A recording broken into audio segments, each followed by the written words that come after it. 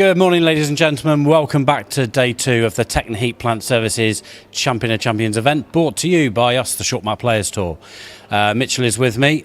Exciting day today, Mitchell. We had a great day yesterday of top quality bowls.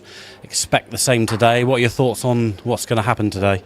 Well, some players have got to work a little bit harder than others this morning. They've got to make sure that they get through in the top 4 to get themselves into the knockout stages. So that's going to be, their aim. Some players have already done that, so they can, settle down and just get used to the match ready for today. And then we're into the business end of the tournament, and we're going to see, who's going to hold their nerve, play the right shots at the right time, and see who can take the title this afternoon or this evening. Yeah, I mean, 4 sessions of group games this morning. Then obviously last 16 starts after lunch. Any standout players from yesterday? I mean, for me, Matty Warden, Alex Clay looked very good.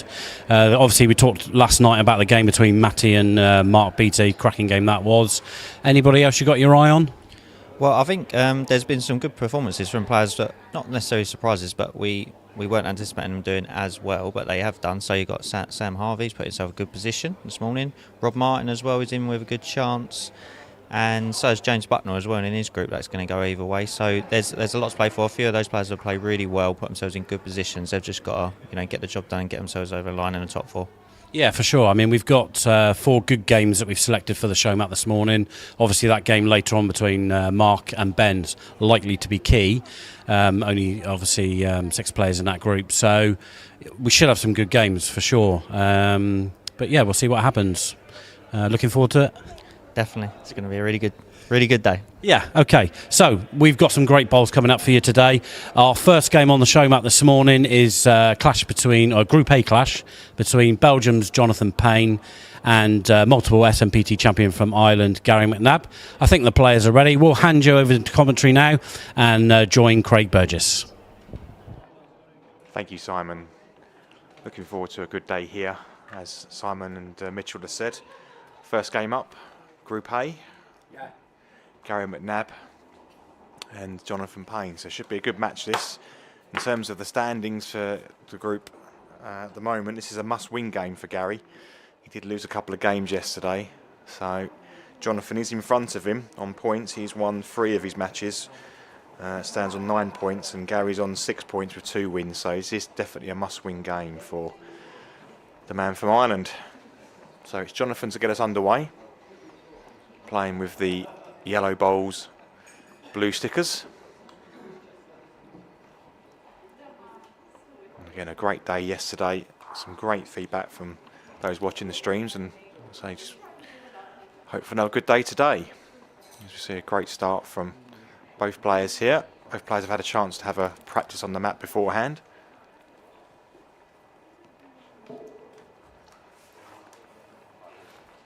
Definitely a very good start from Gary. Good reply there from Jonathan.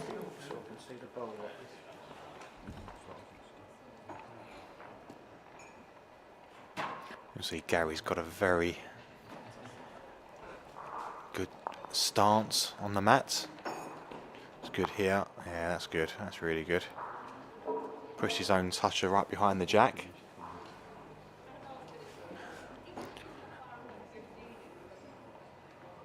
Jonathan was the first winner on the tour back when we first started. Won our first English Masters back in 2012.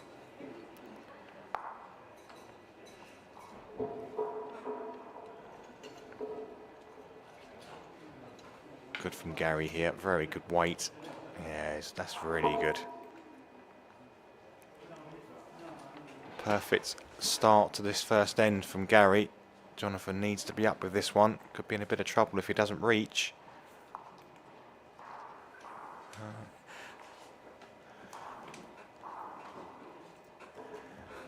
He's 2 down at the moment. Gary will just play a big draw here. Might be just a bit too wide there. Just going a little bit too much. So should be 2 shots to Gary on this first end.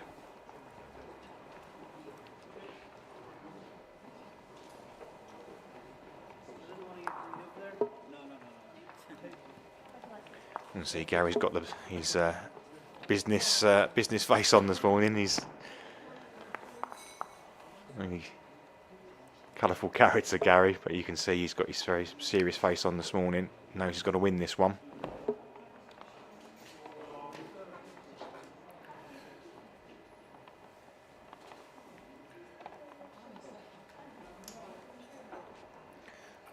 Great start again.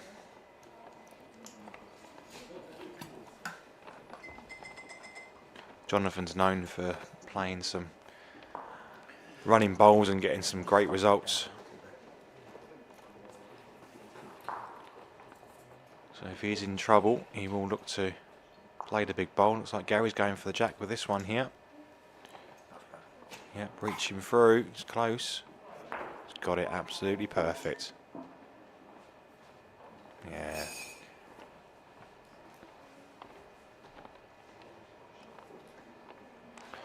Jonathan now can only draw in for second here.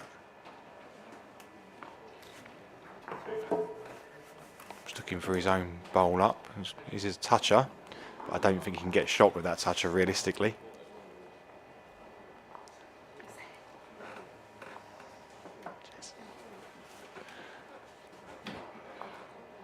Gary's just checking if his own bowl was a toucher or not. Yeah, mine's a toucher, Gary. I trail the jack past yours. Yeah. Annabelle, Mine's a toucher. who's our marker for this particular match. Oh, yeah. Yeah.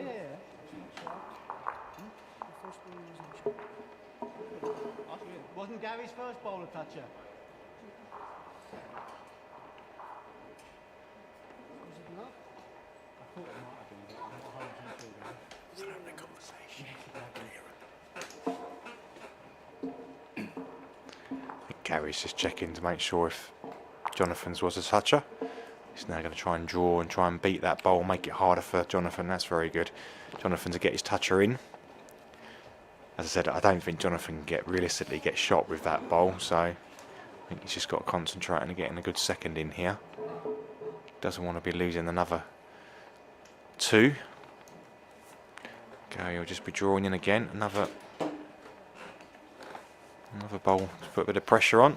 She's got the weight, not quite.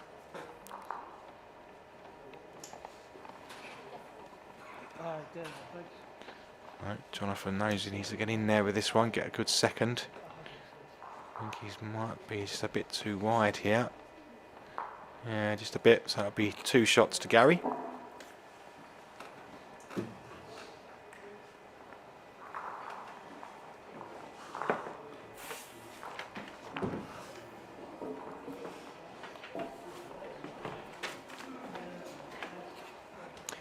So the schedule for today, we've got the first group games, first 4 sessions this morning. We will have a short break, but for lunch around 12:45, and we're into the last 16 matches then at 1:45 this afternoon, bringing you the quarterfinals around 3 o'clock. The first semi-final at 4:15, second semi-final around 5:45, and then we're into the final, which will be around 7:15 this evening. So will it be one of these two players in the final? Gary's left his chalk on.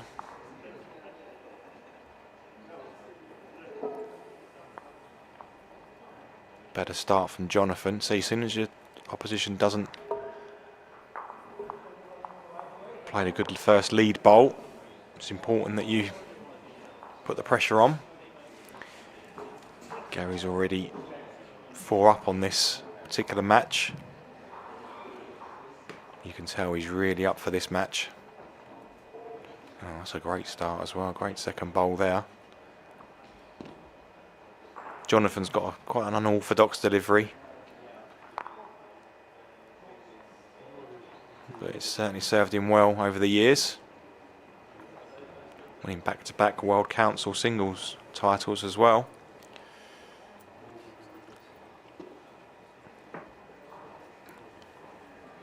Gary is the current World Council singles champion.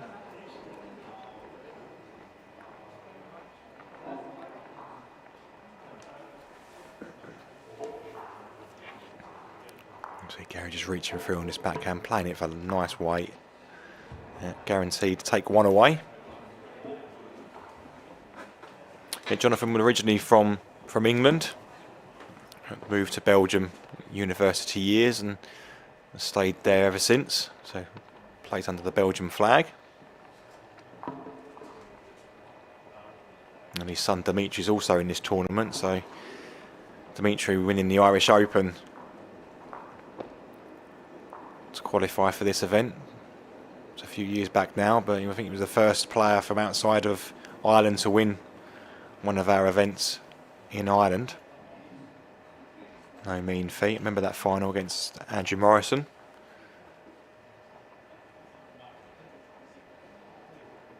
As we see Gary just arriving down at this again, close again. Good effort from Gary. There's a draw there for Jonathan to make 2. Has he got enough on this? He's on a good line. Not quite reaching. So that'll be 1 to Jonathan.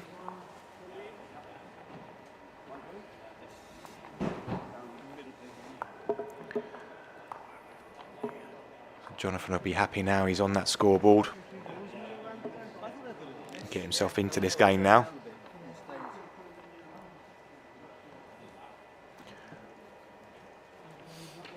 A little bit of talk between the players, you see little smiles.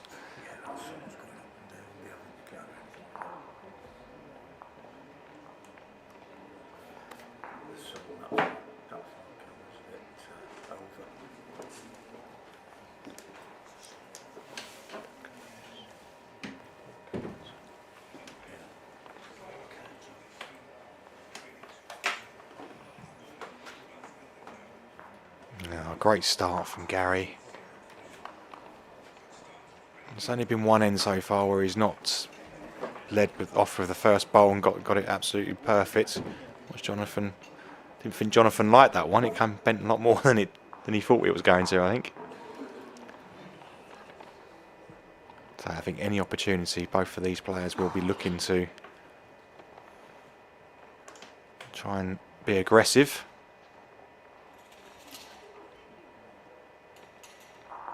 There's an opportunity there if Jonathan wants to play down at that. Jack will go back, put the bowl in a ditch. I think he's just having a look at. Right. Yeah, you can see Jonathan's just looking to reach down. This is a bit wide, I think. Yeah, he want to be a bit careful. He want to take his own bowl away. That is a slightly straighter side, that one. You have to be a bit more direct on that side. Well, it's in the count, but I think Jonathan, he's going to play backhand to this. Interesting. This has got to be good. Has he got enough weight to move it right away back? Well, he might have nicked shot there, you know.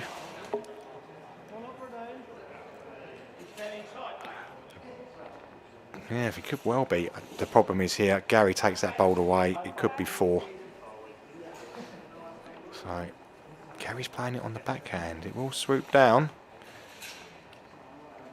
Oh, he's good here. Oh, no, I thought he was going to get not more of that. He's definitely made sure of the 2.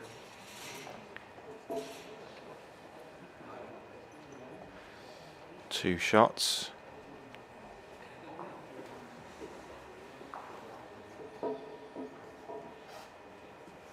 I thought he'd got the bowl clean then, and that would be a massive count of 4.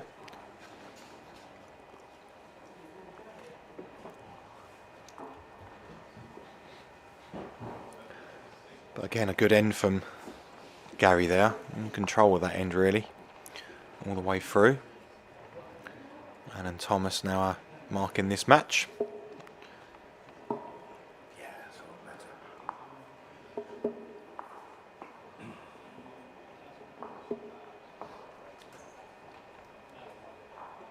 Talking to a few of the players last night and back at the hotel. All looking forward to today. A lot of them still in with a chance. I think the format has worked really well.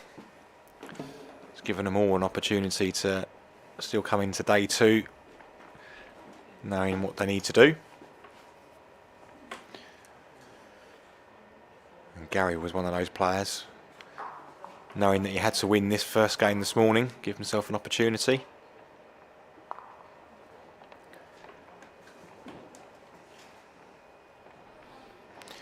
could take him above Jonathan into fourth spot in the group. His top 4 that go through. There should be some mouth-watering last 16 matches as well, the way the groups are at this stage. That's better from Jonathan, that's what he needs to do. Gary won't let it stay there though. He'll be aggressive on this forehand. Looks a bit wide out the hand. Got a good contact though. He's got the shot back.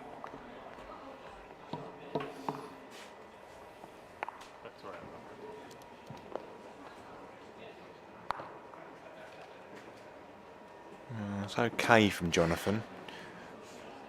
He's got a back position as well now. Gary will just try and draw another one here. Looks a bit tight, yeah. Don't think that changes anything really there for Jonathan. He's got to just reach down on this backhand. Try and push the shot bowl away. And he's got the shot. Good shot. So that will be 1 to Jonathan.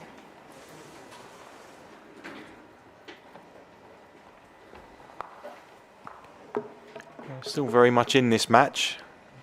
Just picking up 1s, Jonathan. And Gary's been winning the ends. He's been picking up 2. So Jonathan does need to start to put a bit more pressure on, as we see a good shot there of the venue. The match is underway at the moment.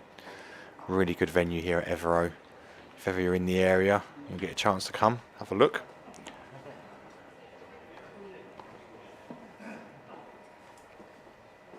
Yeah, good start again from Jonathan.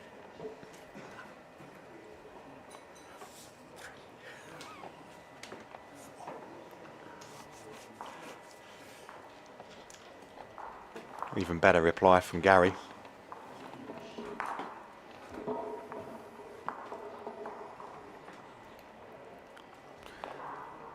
Yeah, very good. That's perfect, Jonathan. Very, very good.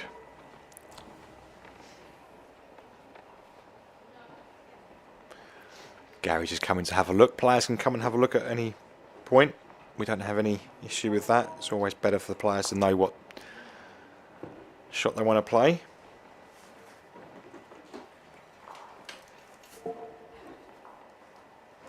Don't forget, if you have got any comments, you can put them in the chat there. We can see them.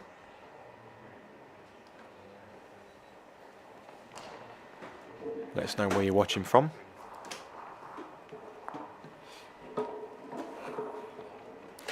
Very good bowl from Gary there. He seems to have got the weight absolutely perfect on this mat. See what Jonathan was after. Well, he's got the shot back. And see Jonathan's son Dimitri in the near the scorecard at the top of his screen there. It's watching his dad. Gary's after this jack. Wow. Somehow he got good contact on the jack, but not full. So wow, Jonathan's not taken advantage of that. Okay, we'll just draw away on this backhand. Now he's playing forehand underneath. Is he going to bend under? Yeah, his bowls will bend under. Oh, very good. Jonathan wishing it was going to keep going and going off the side.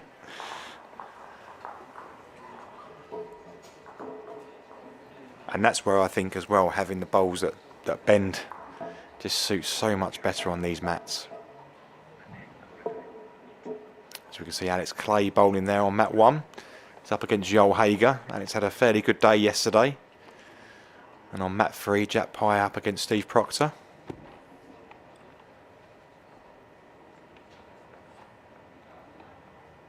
It's Gary to get us underway here. Halfway through already in this match. It's been quite quick, these players. 7-2 currently to Gary. He's been in very good form so far. And he's led off very well again. Very, very good.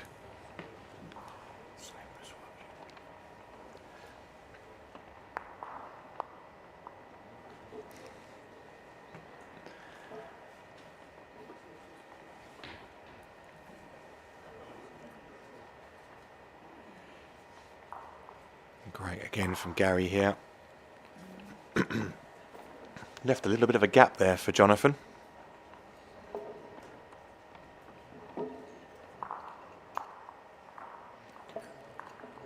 I thought Jonathan would be a bit more aggressive there, but he's played a very good bowl to just sneak in. Got a toucher as well.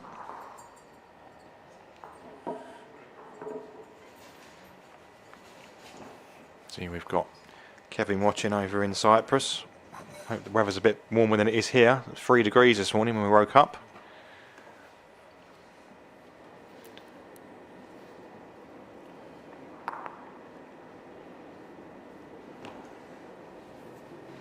Gary just looking at the angles. If he plays weight down to this, what would happen? He's just going to just reach down, just try and change it, and he's got his last bowl to come. Yeah, that's good. Springs it away. Jonathan's a very quick player. He's already down and playing. That's, oh, it looks a bit wide actually. Yeah, that's a missed opportunity. Gary will now just draw away, I think. Plenty of room for Gary in there. Yep. And he's got his weight. Looks good to me. Yeah, very good. But Jonathan gave him the opportunity there. This is what Jonathan needed with his last bowl, to put the pressure on. And he's drawn it. That's what he needed to do.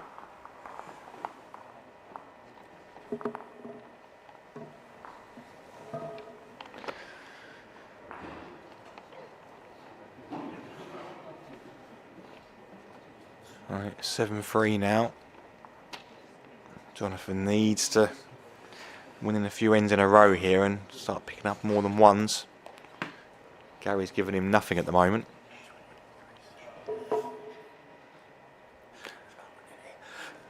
Yeah, it's about 28 degrees, Kevin, in our commentary position. Actually, it's quite warm in this office. Bit cooler out where the players are playing though, which is quite nice for the players. See some of the spectators yesterday wearing their coats when we got down to the last session. As soon as you don't get so many bodies in the room. But it's a great temperature for the players. All the players are commenting on how good the venue is.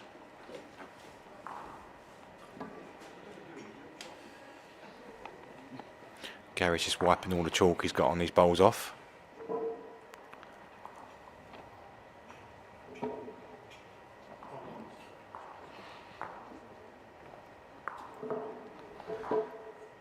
Well, Jonathan's got to step in here, so there's a great opportunity to get onto Gary's bowl. Looks close. Yeah, that's good. Still a nice little rest in there for Gary. He won't be far away this time. He might just... No, he's good. He's good. Again, with them bowls that bend a bit more. It's a must for Jonathan now. He's got to get pushed down onto that. He's played it on a bit more of a tighter line. Not really. I mean, the weight was probably okay. It was just tight. So that'll be one to Gary. We'll switch to the backhand. Big draw.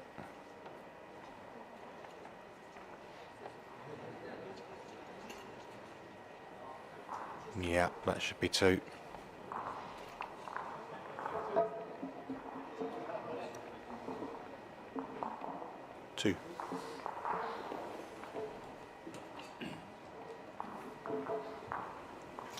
So he's been pretty much in command of the match so far. Gary and Jonathan missed an opportunity there to put some pressure on.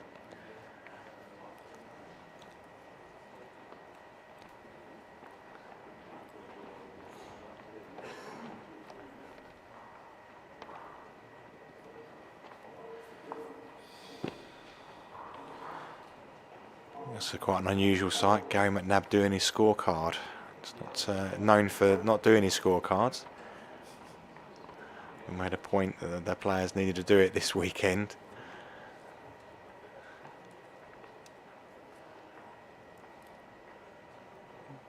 Yeah, good start again. It's just been putting that pressure on with that first bowl. The importance of that first bowl at this level. And whilst that's a good reply from Jonathan, I fancy Gary will just beat that one, draw around. And he'll be under a bit of pressure already. Yeah, look at this. So straight away, Jonathan's under a lot of pressure. Not only from the scoreboard in terms of the score, but the opening bowls in this ninth end.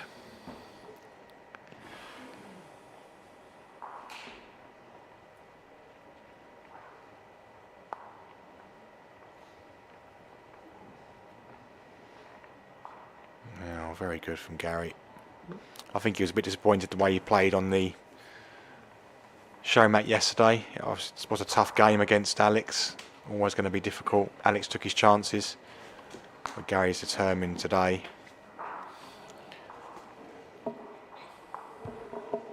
Knows what he's got to do. It's in his own hands still.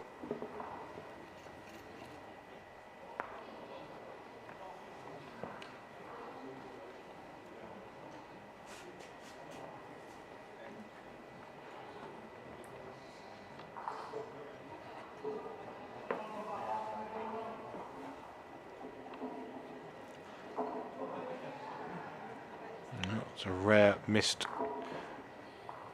shot from Gary there. Jonathan's got to play a good bowl though to get the shot. He's in the area here, you know. Yep, he's got it.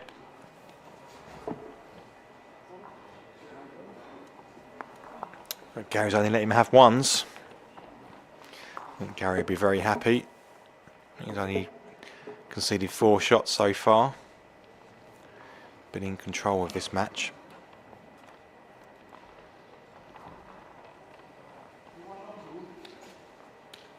Jonathan by no means will be out of the competition if he loses this match.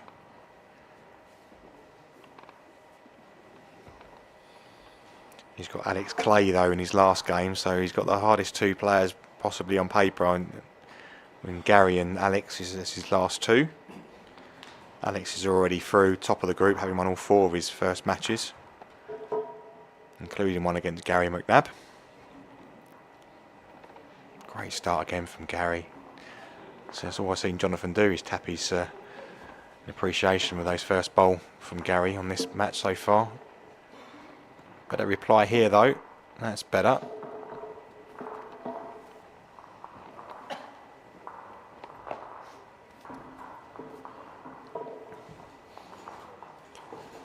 Gary just continue to drop down here. He touches his own bowl round. That's very good. Yeah, he's good here. Perfect.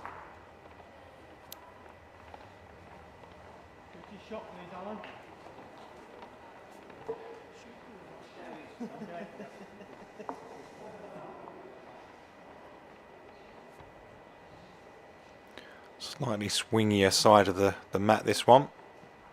It's in the area. Yeah, unfortunate there. See, Jonathan's playing with a set of bowls that's got quite a deep grip in them. And sometimes if that catches the bowl or the jack that you're playing down to, they can fall the wrong way.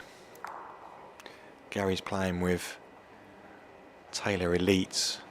It's bowls I've switched to as well this season. I think they're the best bowl you can get, particularly for these type of mats.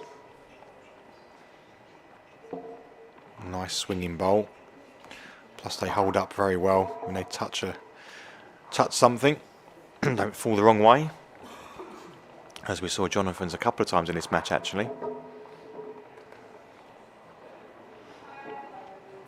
Gary's got 4 sets of them at home, so when he's practicing he has got a mat that he can play at home as well. He's got 4 sets of the same bowl, so he can pretty much play a game of 4s with himself. Jonathan's close again here, you know. He's got it. Really good bowl.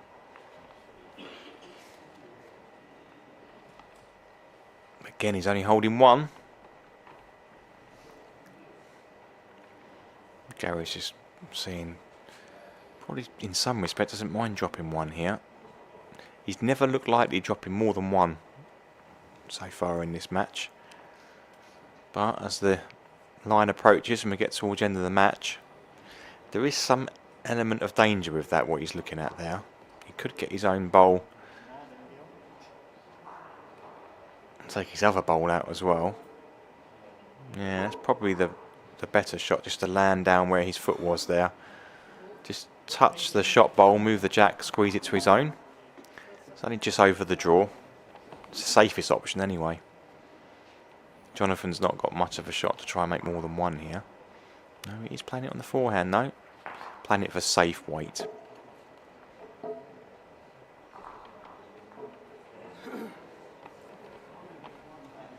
So just the one shot.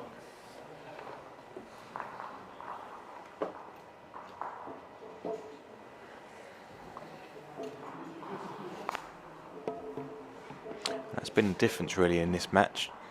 Gary's, when he has scored, he's scored with twos. Jonathan's only been able to pick up ones. He's won 5 ends, Jonathan, but only 5 singles.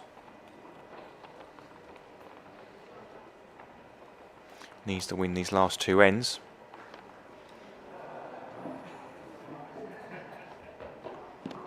Let's see. Got to get off to a good start now.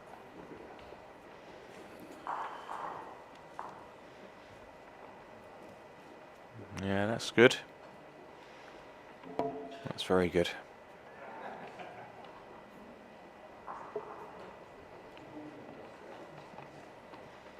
Here comes Gary. Oh, come on, Jonathan. It needs to draw another good one now on the other hand. Have you got... Yeah, I don't think you got the right line here. I think you're pushing Gary in. Yeah. It's caught so many players out, that forehand coming this way. And see how wide Gary's got to go with his bowls. That'll come right back. Well, no, this is the sort of thing that is made for Jonathan. He'll be up through that split. 2 black bowls.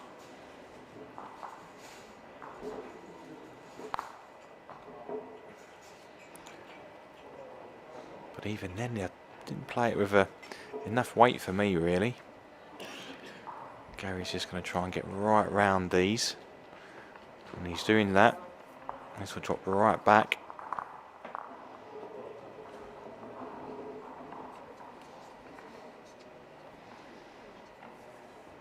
So Jonathan does need to win this end. Be unlucky here. Yeah, got the gap.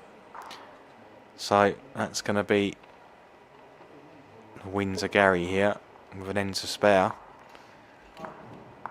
Obviously they'll play their 12 ends because it's a group. But Gary will just draw another one who's not overly bothered, to be fair, now he knows he's got the win. See how many that Jonathan gives him here. Looks like it's definitely 2.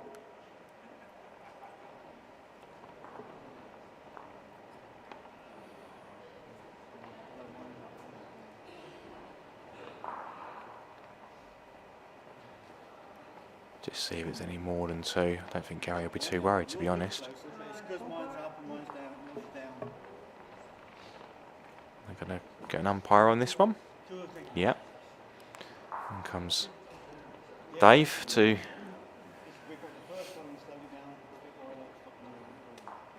measure. So Gary's guaranteed the win now.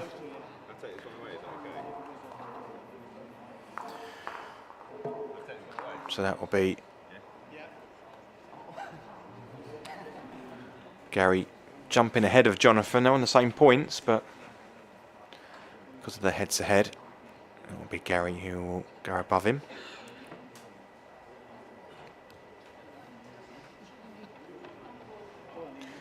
Jack's also on 9 points. It'll be interesting to see how he's getting on against Alex.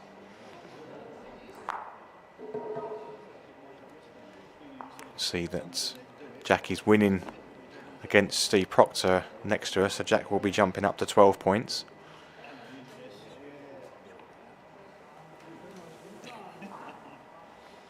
You can see Jack just drawing in there on mat 3 for another count of 2. So Jack will be, that pretty much sees Jack through to the knockouts as well, winning that game.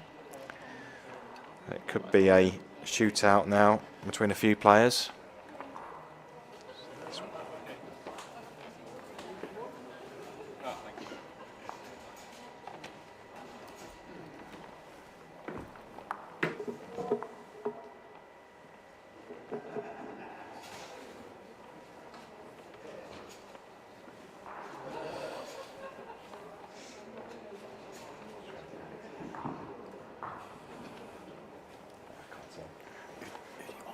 See if he won or not.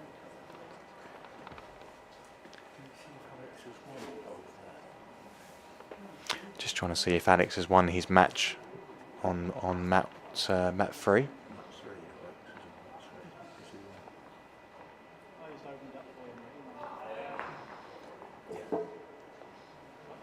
Oh, great bowl from Gary. That's the probably the M1 there.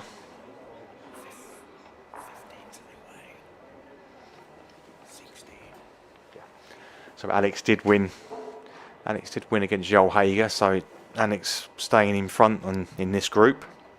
So it'll be Alex on 15 points, Jack on 12 points, Gary, Jonathan on 9 points, Joel on 6 points. So Gary still needs to win his next one really to guarantee himself through. And he's up against Steve Proctor in that one. Steve's bottom of the group at the moment, not winning a game, so you know, on paper you would say that Gary would be in with a good chance of winning that one.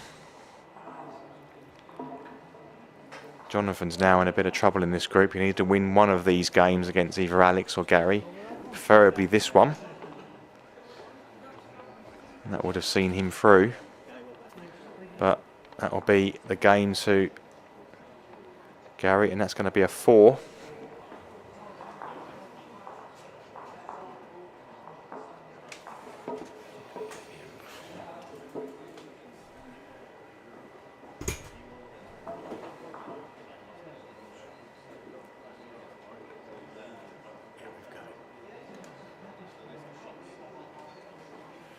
The score looks very flattering to Gary there at the end, 16-5, but he was in control of that all the way through.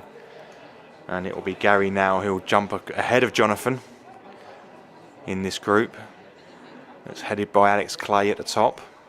We'll try and grab a few words with Gary.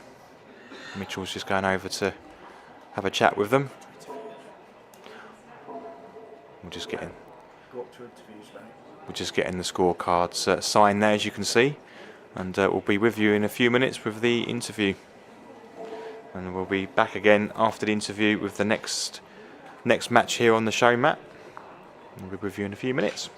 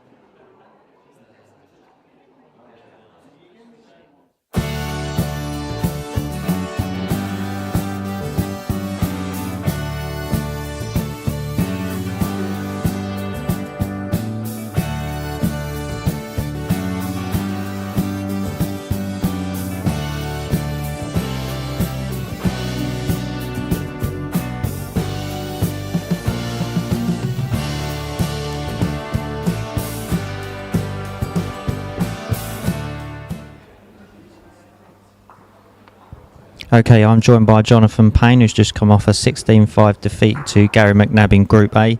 So a tough defeat for you there, Jonathan, in that one. It was a tough defeat. It was the last two ains that made the difference in the score because I was only 9-5 down. So, but no, good Gary. Gary's always a very hard player to play against. So, but as again, I'm pleased with the weekend so far. So. Yeah, like you said, it was tight, and you probably had to gamble a little bit in the later stages to try and get yourself back in. So I suppose the score didn't necessarily reflect the game, but you always had just sort of just a few shots in front where you've had to try that little bit harder to get back. Yeah, every time I scored a shot, it was only one shot, and every time he scored a shot throughout the game, he was getting two shots. So he was just doubling up the score every time. But no, good luck to him and all the rest of the players. So.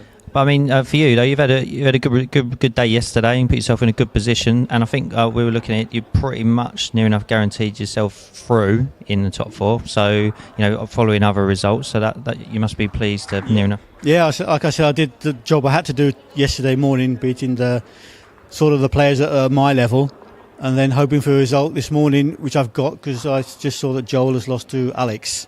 So that means I think I'm safe in the fourth place going through to the knockout. So that's the aim. That was the aim of the weekend. So please.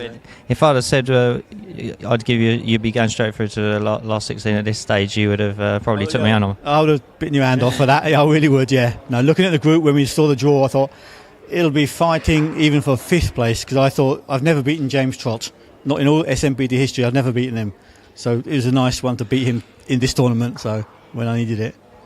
So. How have you found the location and the mats this weekend? It's been lovely. I love the building. The mats are brilliant. The floor's fine. And, just the general atmosphere is just nice. You've got all the top players. They know anybody can beat anybody, so there's no animosity. It's all just like friends again. So it's nice. It's good. Well, good luck for the rest of the weekend and good luck in the knockouts this afternoon. Thank you very much, Mitchell. Thank you. Okay, stay tuned because we've got another show mat game coming up for you soon.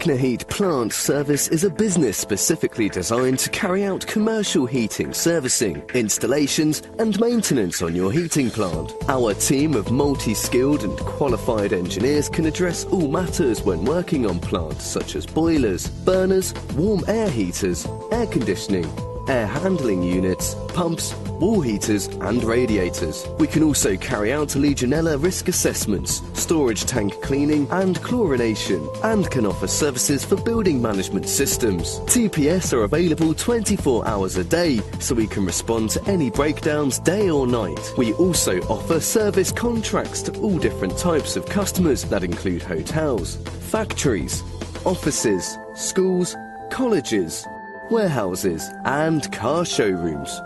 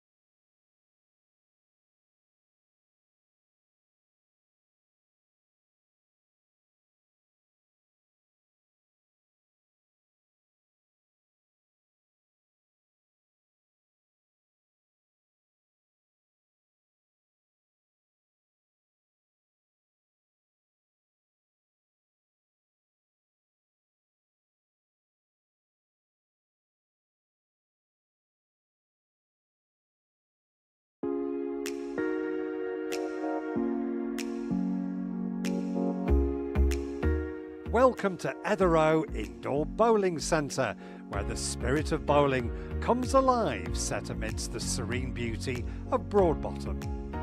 Discover the joy of bowling, whether you're a seasoned pro or just starting out. At Etherow, we cater to everyone's bowling needs with our long mat and short mat bowling opportunities.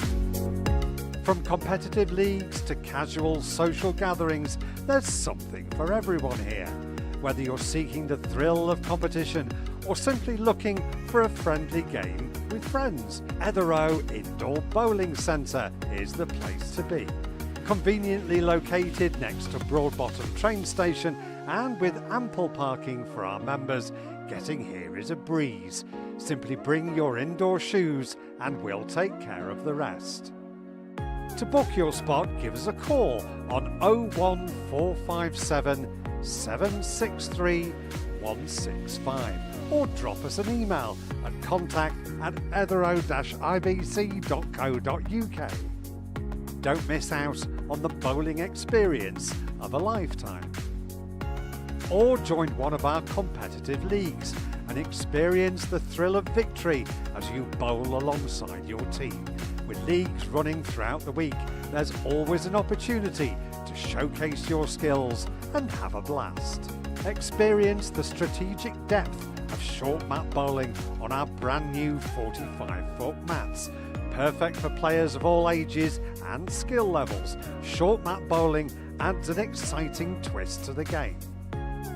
Thanks to the generous support of our sponsors, Techniheat Plant Services Limited, Etherow Indoor Bowling Centre boasts world-class facilities and equipment.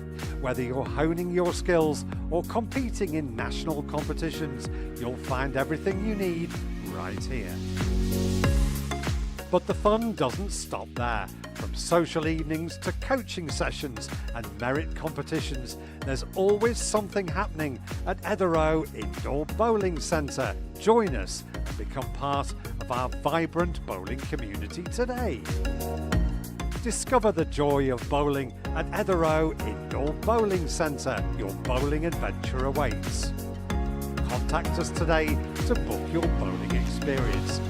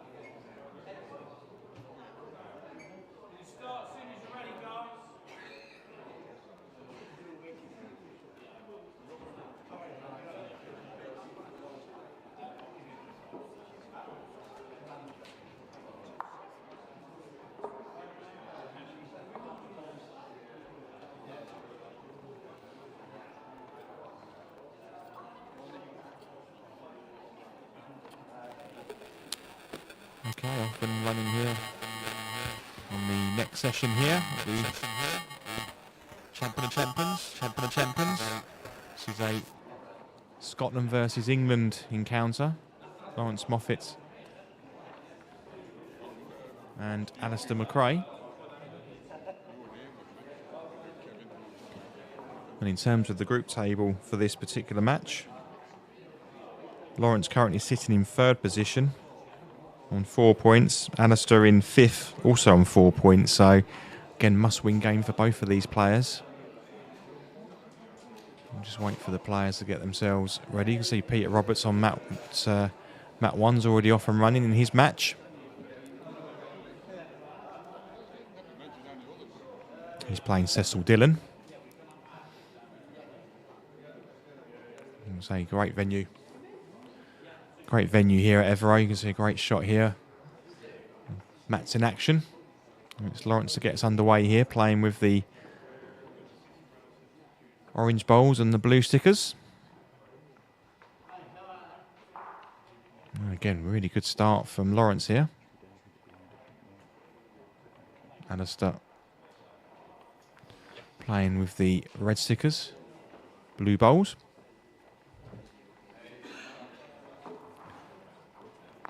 Yeah, good start. Really good start from both players here. Got the weight already. Lawrence might try and play a bit more aggressive here. He's reaching down nicely though. Yeah, if he missed, he'd finish in a good position.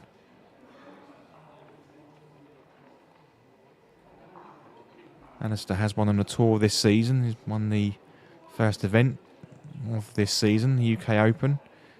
He won it the season before as well. It's probably one of the most open events we have in our calendar because it's so early in the season. So he's done well to win both of those events. And that's an unlucky result for Lawrence there.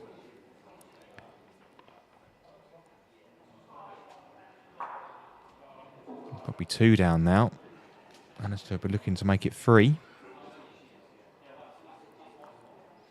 Yep, really good.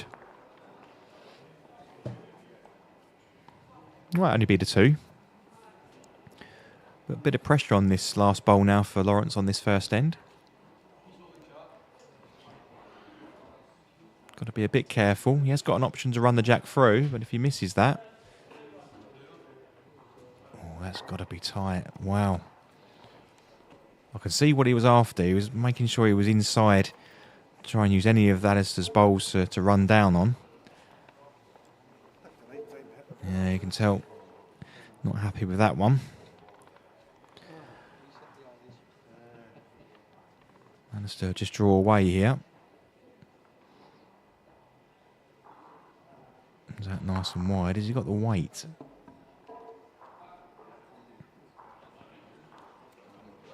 Oh, it's fallen away. It's always hard to tell. I don't think he has taken advantage of that, you know. He's given the 3rd there. 3 shots.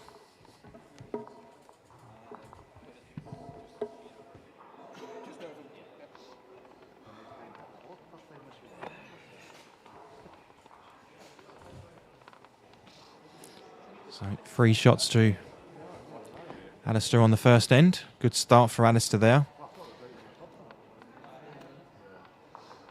Lawrence going through what went wrong. Let's get a good bit of banter between the players. And chatting between the ends. Yeah, let's just going with the slightly straighter hand here. It's a good start.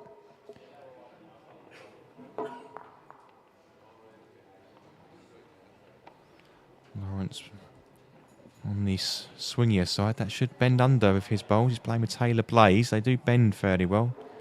Size 5s.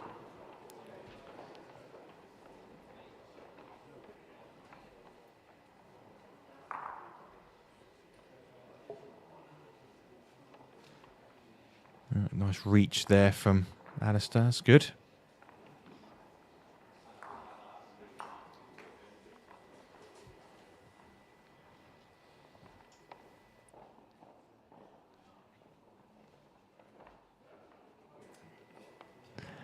Yeah, good reply from Lawrence there. Had to make sure he was in there, otherwise Alistair would be in full control of this end.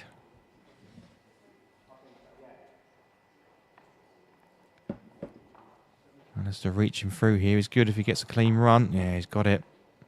Really good shot there.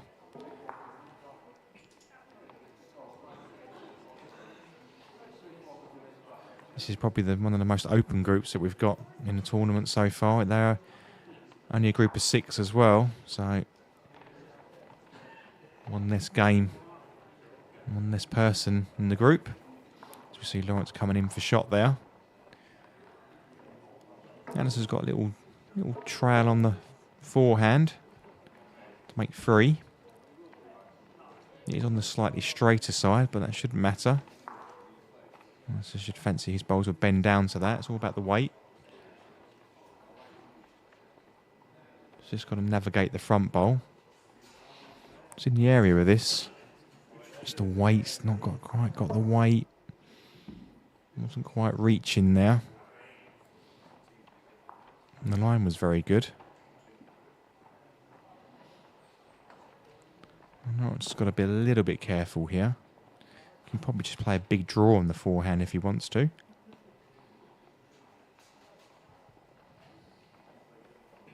Yeah, that's what he's after. Nice and wide.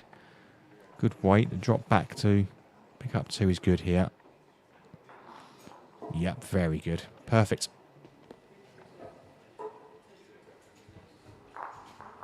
So, 2 shots to Lawrence.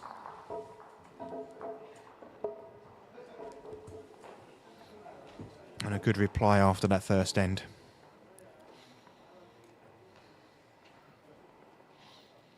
As you can see, Lawrence doing his scorecard there. All the players are given a scorecard for their matches. They'll fill those in during the game. As we see Andrew Leckie there on mat 3. Another player who's top of the group at the moment in this particular group. One of the pre-tournament favourites as well. Well, it's a bit short from Lawrence.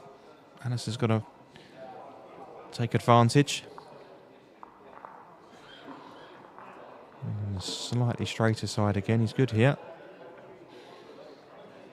Yep, very good start. That's the perfect response. Forcing Lawrence onto the backhand now. Good reply as well. Yeah, that's very good. Even better if it falls. Alistair's going to just try and reach down to that now. Just try and push that away. Needs to navigate the front. He's done so. We've got the jack.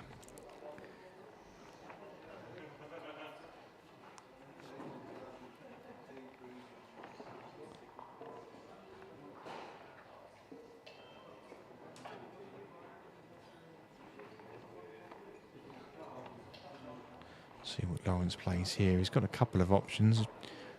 And the forehand could be an option to try and drop onto those 2 bowls of Alistair's. That's what he's looking at here. His own short bowl to get round. Is he giving it enough? Didn't look like it. No. So, Alistair's got not an easy shot, but just to navigate that last bowl.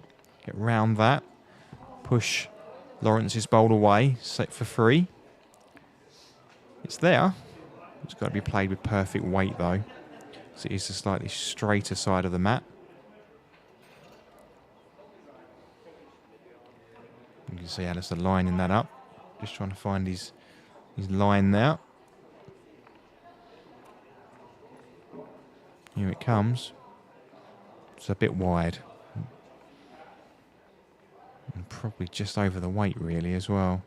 Doesn't need too much weight to get onto that. It's giving a bit of a charm life, that bowl in there at the moment though. Lawrence does need to get another one in there. A bit more weight this time, Lawrence. This looks like it's got more. I think it's got a bit more line as well. It's too much. So, big chance for Alistair here. Pick up a 3.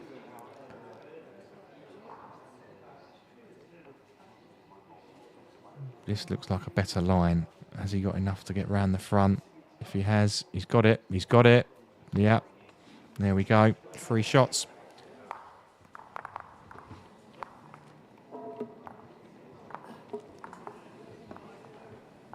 So Alistair opening up with 2 threes.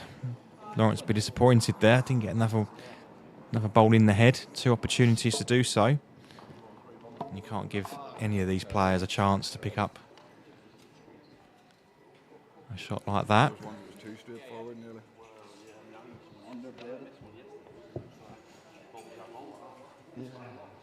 So Alistair opts in for a middle length jack. So Lawrence is just on the nose that last end over.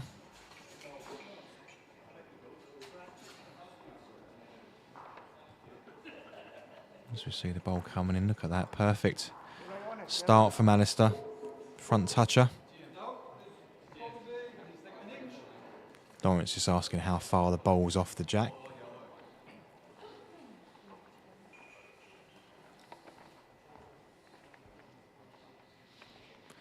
Just make sure he's passed here and it's good.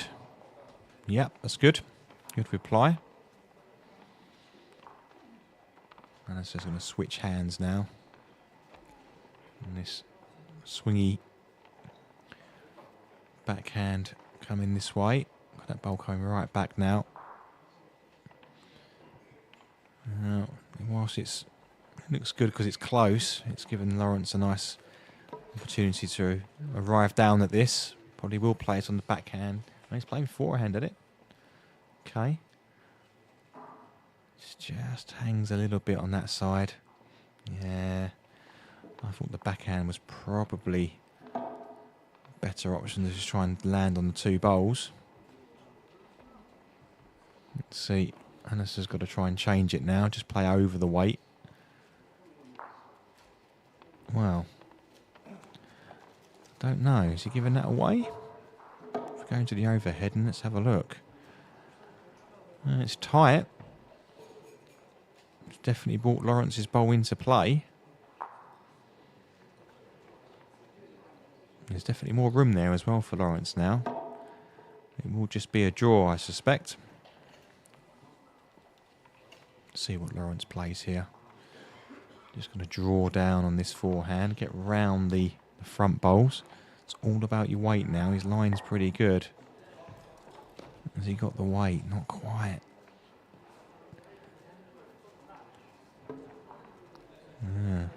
Maybe from that angle it does look like it is the orange bowl, but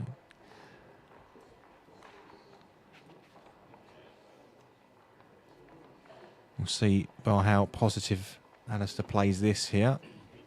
If he thinks he's one down, he'll play more positive, and he's playing the forehand, which suggests he is down. Any of his own bowls up's good. He's got so many bowls to play up to. Yeah, that's very good. Guarantees the shot. Lawrence has got to try and find a way in there now. There is a little shot off of his own bowl if he wants to play it. We'll just see. Lawrence coming and looking at that.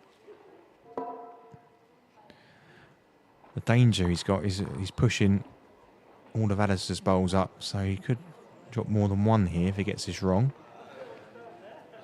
Let's have a look here. Setting himself up on the forehand. Yep, a bit of weight. Needs to get off of his own bowl. He's close here. Oh, just want to get the inside of that. So is it just the one? Or is Alistair looking for more? No, just the one.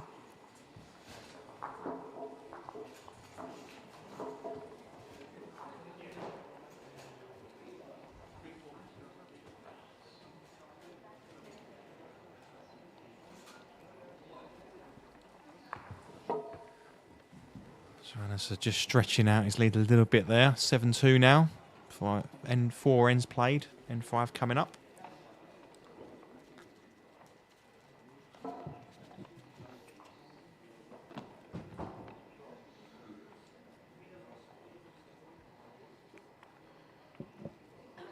That's just sticking with this side of the mat. Not quite as bendy. It's good again.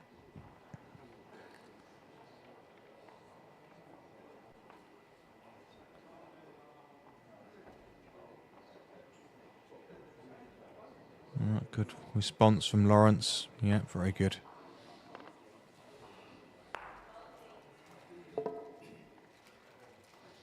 So again, just confirming in this group, it's Andrew Leckie currently top of the group on 6 points. 2 wins from his 3 matches. Nigel, Lawrence, Peter and Alistair all on 4 points, having won 1 and drawn 1 of their 3 matches. So it's all to play for there. Cecil's even on 3 points, so he's well in the hunt as well. So everybody in this group's got a chance to qualify still. So that will change after this game, I'm sure.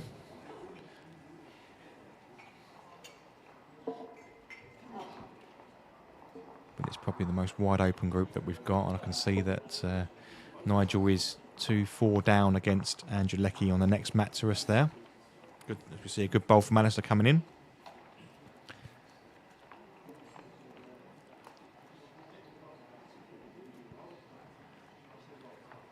No, it's got to try and change something here.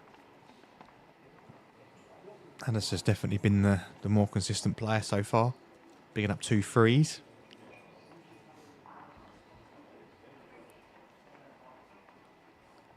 This is a very brave shot. Needs to get this right.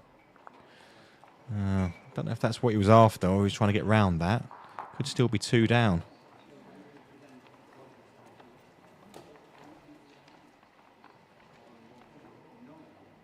And that's just looking at the angles there.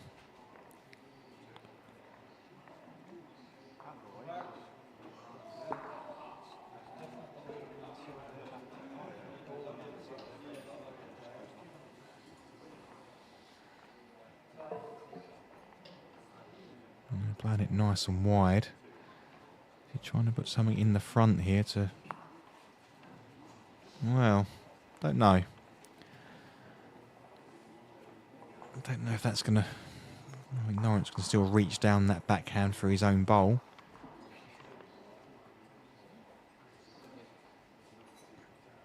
A chance for 2 here. Big outside chance for 3, but it's not easy.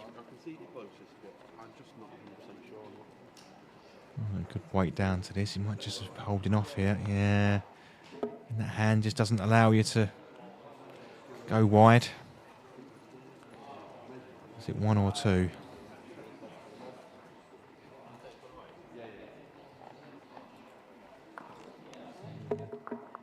Just the 1, I think.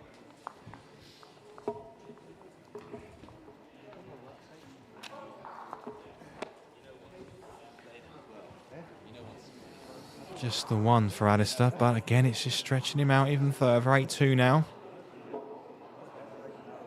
Lawrence is just missing those conversion shots.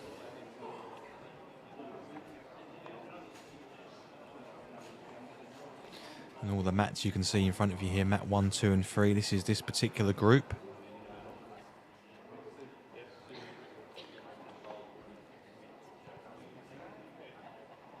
Yeah. Good start from Alistair and toucher.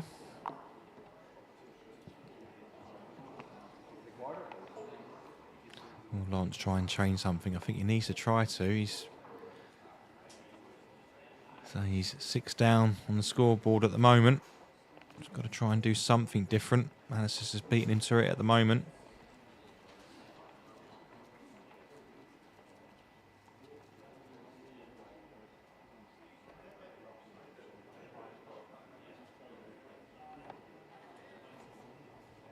Yeah, good again.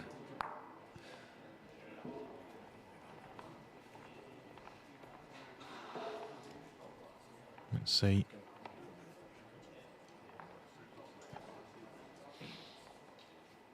Oh, good reply again from Lawrence. Might see Alistair look for this jack now. He's got a couple of touches to play with as well. All 4 bowls of touches. Of course, Lawrence was involved in that game with Mark Beattie, where they had ridiculous amounts of touches on that one end. As you see, Alistair. That's 5 in a row now. That's probably the record we've got so far this weekend. I think Lawrence is going to have to try and go for that jack.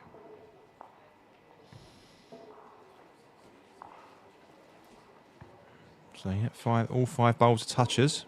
You can see quite clearly there on the screen. And Lawrence is probably going to be trying to take that jack in the ditch. Oh, he's just drawing down. He's already holding, of course. Oh, I don't think that's reached. Don't think it has. I think it's just the 1. Well, Alistair's got the toucher in the ditch. I think we'll see Alistair go for this.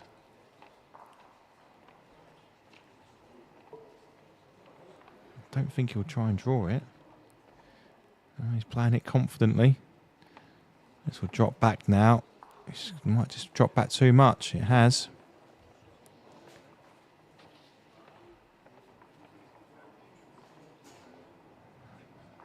I think it's only the 1 so far to Lawrence here. We want to try and make this 2.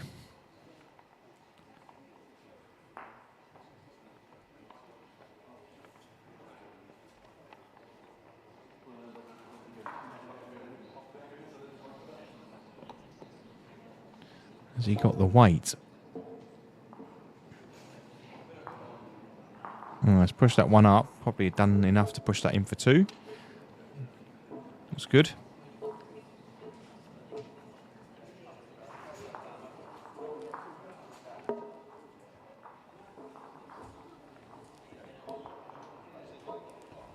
So 2 shots. He's back in within 4 now. Good start to that end. The first 5 bowls all touching the jack.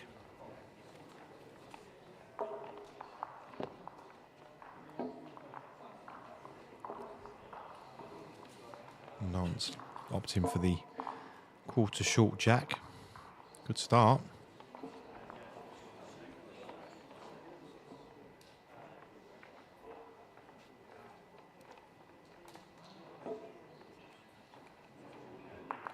Good reply as well here. Yeah, very good.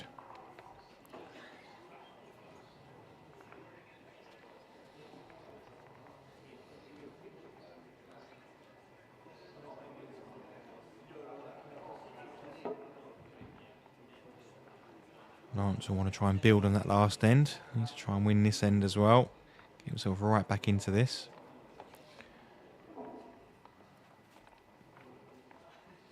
They'll rub all their chalk off their bowls after the last end. I don't think we'll see much difference here from Alistair. Just try and reach down onto this shot bowl, push it away or push the jack back. He's just got underneath it. No chance for Lawrence here. And he's got the forehand if he wants it to drop right round his own. Drop onto the blue bowl of Alistair's on that middle jack length. I think the problem you've got on the backhand is you can make it better for Alistair. So, yep, dropping down on this forehand. I think it's a bit wide. And weight probably wasn't too bad on a slightly tighter line. No change for Alistair, just be reaching down on this backhand.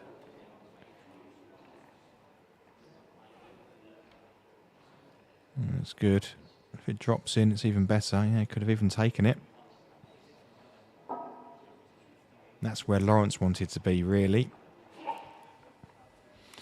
Looks like it probably is still the orange bowl. Again, it's always difficult to tell.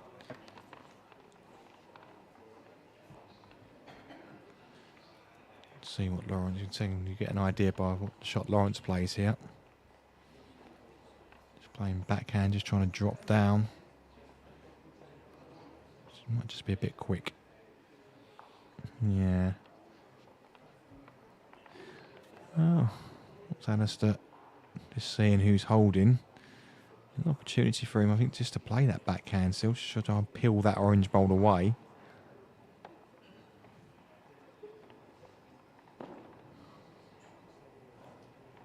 I think it is the orange bowl that's holding.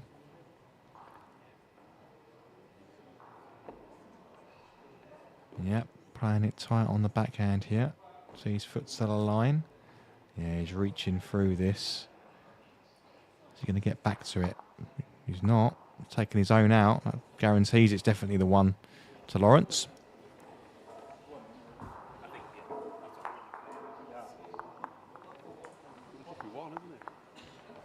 I'm always talking fractions here. He was just slightly wide of that. Lawrence back within 3. Sticking with the 3/4 length jack. Sorry, the quarter short jack.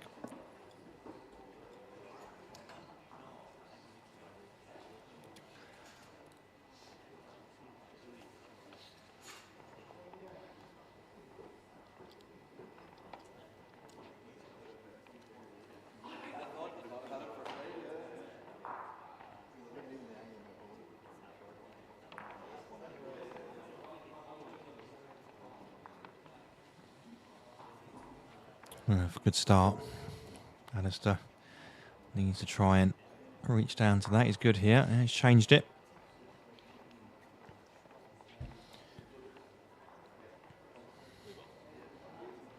I think I'd always try and do if my opponent gets one on it with the first bowl is try and change it, move it early. Don't want to let your opponent get a good start. And so we'll just try and drop down here. He's confident, left his chalk on.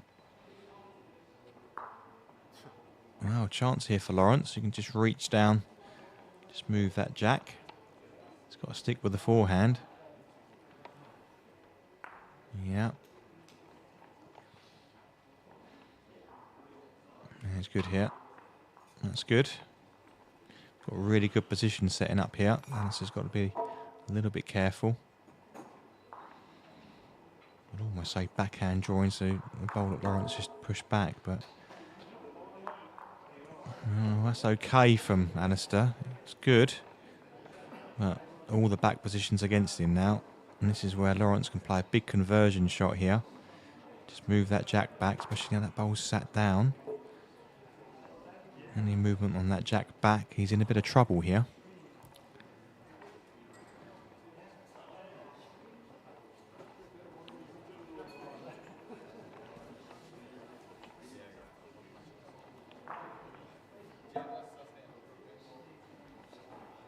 It's on a nice hand to play it on. Oh, he's tight. He's tight. Wow. Almost like he's playing the line of the other backhand going the other way. It does bend a lot. And it's just looking at the scoreboard there. I might be happy just taking the one. There's room there to draw another.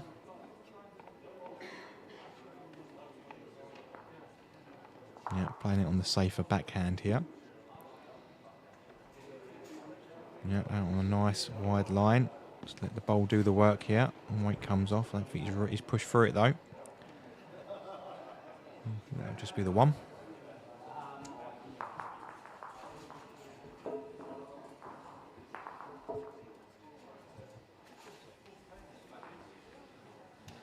That was a big chance for Lawrence there. We can see the other mats in play. Peter Roberts, Cecil Dillon, just walking up towards us here on the left-hand side. And you have a big match in the group, Nigel Nicholls and Andrew Leckie. We'll get an update on those scores in a second as well. And we're seeing Alistair here, seeing his delivery. Yeah, very good. Smooth delivery of Alistair's, and there's the result. Good start. Pressure right back on Lawrence here. He needs to get on the scoreboard again.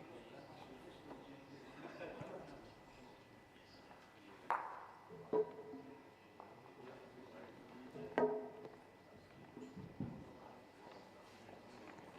a bad reply, but Alistair will just draw up to this. Try and drop onto his own. He's close. Yeah, very good.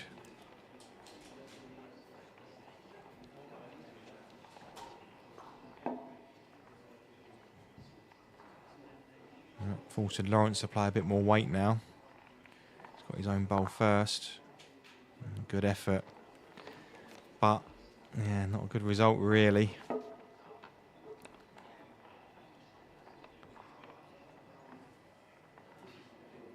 Alistair will change his hand now. Try and drop round on this backhand. Just slightly wide of what he was after. And even movement on the jack was good.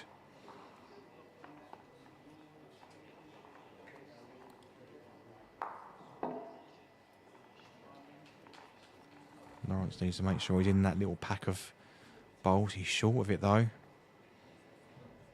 Wow. He's still down and all the back positions against here.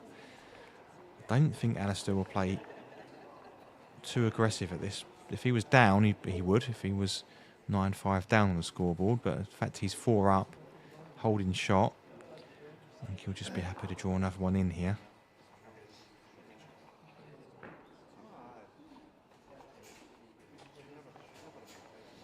So, yep, just drawing away. It's all about... It's a better line here, I think. It has his weight. He's not got the weight. And that's now where the flicks to Lawrence having an opportunity here on the forehand. Pushing down through his own bowl into the shot bowl. He could sit for free if he gets this right. Lawrence needs one of these to come off now. That's good. Yeah, it's definitely made 2, if not 3. Looks like it could be 3.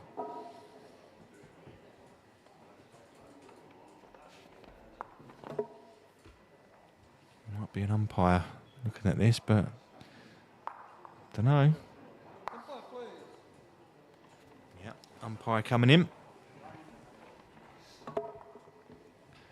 So that's completely changed the game now. Even if it's 2, it brings Lawrence back within 2, but 3 is going to be massive here.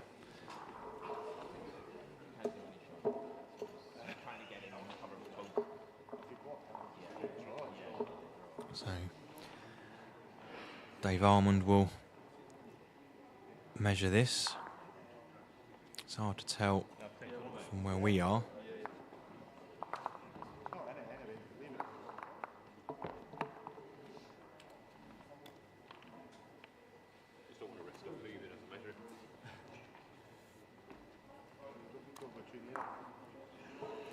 There comes the box measure. We'll see here. We'll get good indication.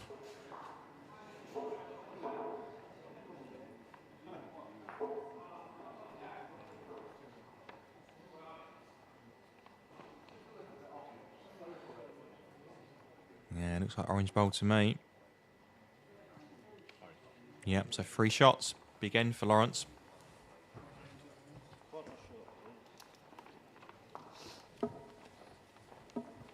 So back within 1 now.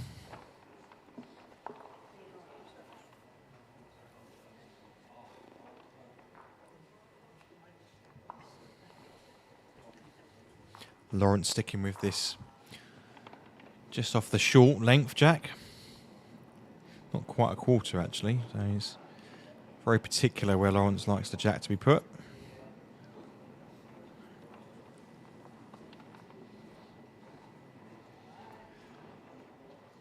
And Alistair will feel that was a 3 that he shouldn't have let Lawrence have in that last end. It was a really good last bowl there from Lawrence to turn that around.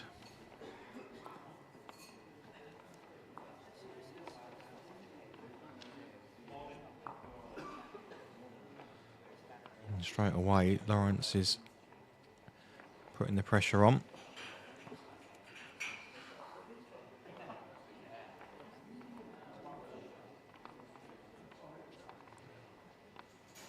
Alistair just trying to drop to those 2 orange bowls. He's good here. He's very good. Yeah, that's very good. Sat the orange bowl away as well. Made 2 of that. Lawrence is coming to have a look.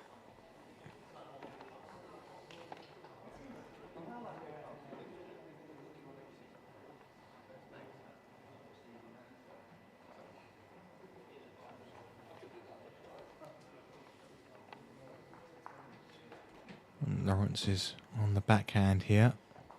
Just trying to get down to this. He's underneath, I think. Yeah. Just not quite found a killer bowl there. And it gives Alistair an opportunity. Drop another one.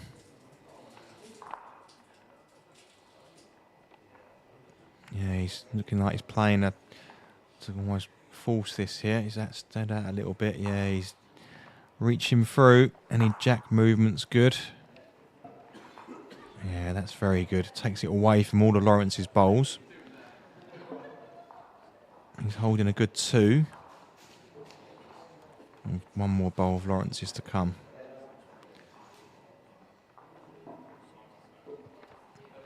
A big bowl coming here. Lawrence needs this. Otherwise it could be Alistair looking to pick up a good 2 or 3. Yeah, he's got to play it with a decent amount of weight. Anything could happen here. Oh, I think he's made 2 of that. Yeah, what a shot. His bowl might fall out. So it might only be 1 now, but good turnaround shot there from Lawrence. He needed to do that, otherwise he's going to be in a bit of trouble there. Anna's just putting, see where he's putting his foot. He's saying if I play through that bowl, it will lose the shot bowl. It will go out through the back. The danger Anna's has got is if he just hangs and he gets his own bowl, clips it out, he's definitely 2 down. If he gets the jack, could squeeze that through the gap, he could still be 2 down.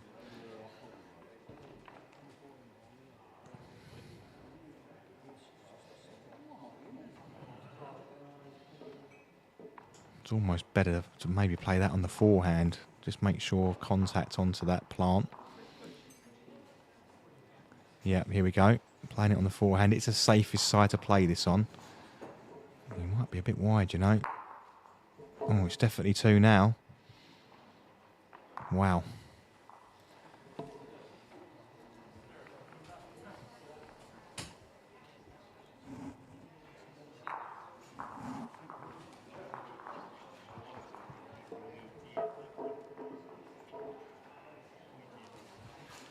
So, big turnaround in this match now. Lawrence now in front. 2 ends to play. Really good shot from Lawrence to put the pressure on with the last bowl. That was the only danger that Alistair had in playing the forehand. Was if he was too wide. And it does stick a little bit on that side. See the players just chatting about what happened that last end. You often see that.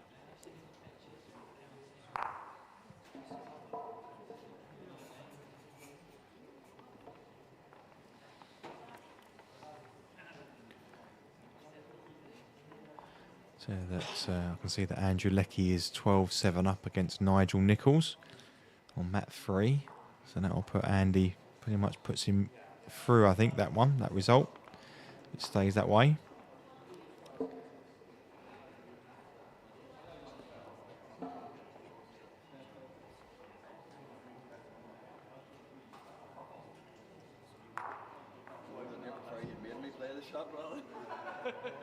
So see Lawrence here, he's got a bit of chalk on his bowl.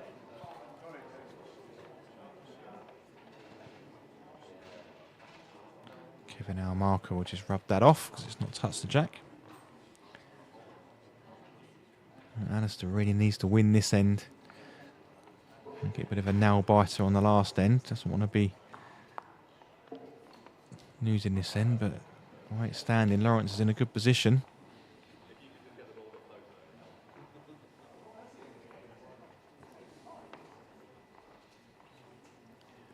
Probably best just to keep drawing on that forehand. If you do touch the jack round, that's good, or at least finish past.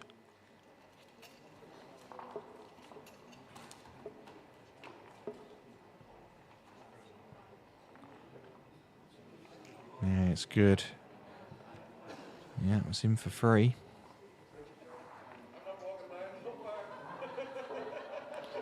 It's been a bit of an interesting match, this one. Lawrence has looked like he was just out of it for a little bit. He just managed to stay close. Still going. Oh, it's a great recovery bowl from Alistair, but he could still be 2 down.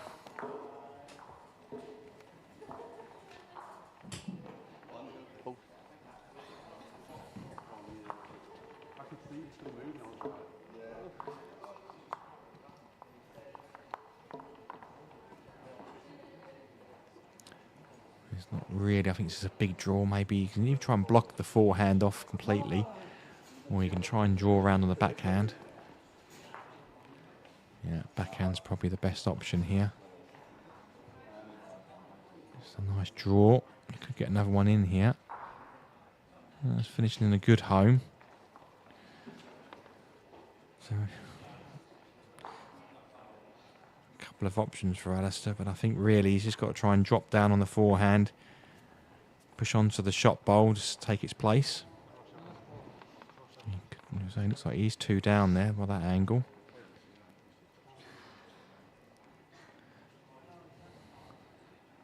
Doesn't want to be going into the last end 3 down. It's all about the weight now. Oh, he didn't push Lawrence's bowl down. So that'll be 1 to Lawrence.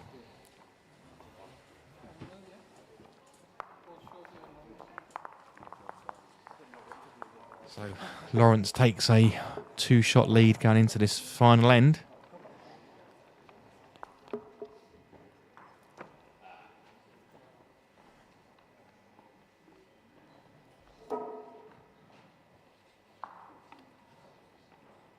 Alistair will probably be a little bit disappointed if he loses this one. He was looking good all the way through, really. Just let Lawrence back in. So it just shows you the importance of staying in a match. If you're within 3 or 4 shots, you're always in striking distance. Exactly what Lawrence has done here.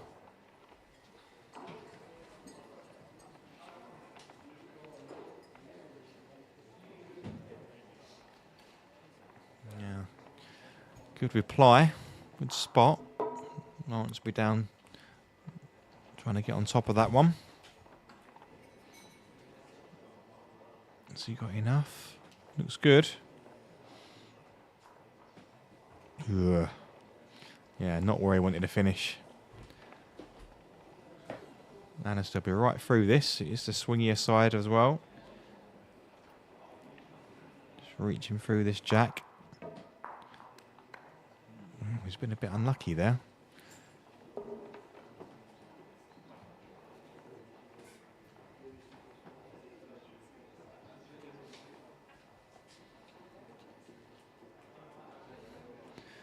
He's just working out where he needs to put his next bowl here.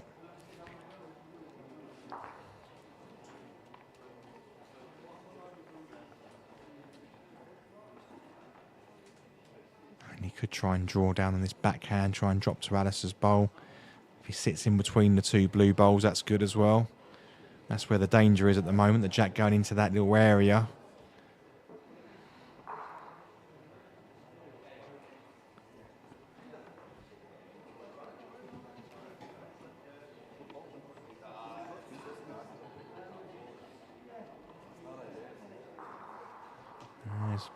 Big bowl in the context of the match, this one. Lawrence is really thinking about this. Normally a very quick player, Lawrence, but he wants to make sure he puts this in a good spot.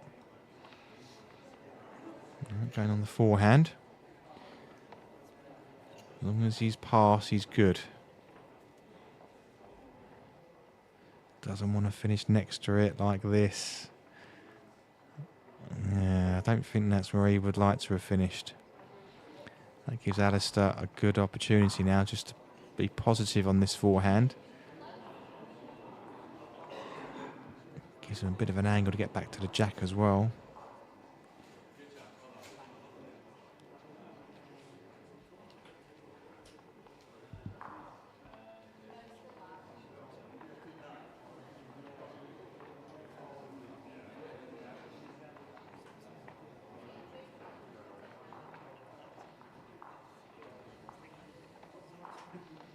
Let's see. It's got to be forehand for me here, I would say. He's got that last bowl of Lawrence's to use. Ideally, you can get the shot bowl and then get back onto that one. So yeah, he's going to play a little bit through this. Try and change it with this one. Yeah. What's the shot bowl first? Yeah, it's very good. Use that last bowl of Lawrence's. So pressure changes back now. Goes back to Lawrence. He's got to make sure he gets another one in now.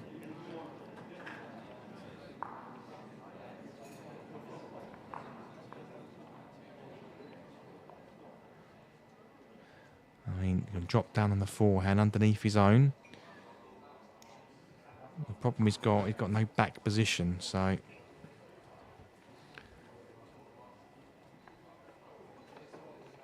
really intriguing last couple of bowls coming here because either of one of these players now can win. Even though Lawrence is 2 up on the scoreboard. Alistair's got a good position. Lawrence try and take a couple of the bowls away. Yeah, he's not liking any of these options. He's not liking. You can see his body language and shake of the head.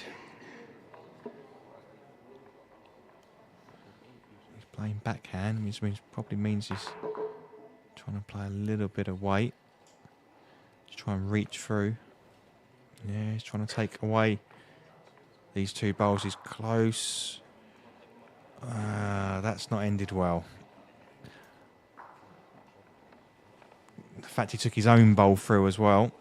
Lawrence now. Alistair takes away the shot bowl. That's the game to Alistair.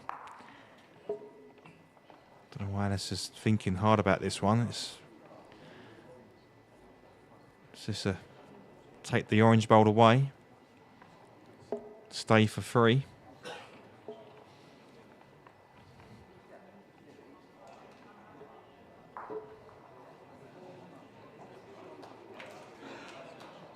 He's really thinking about this one. Playing to the crowd, I think. Yeah, it's interesting. It is the last bowl of the match. He's only got to take it away. Stay for 3.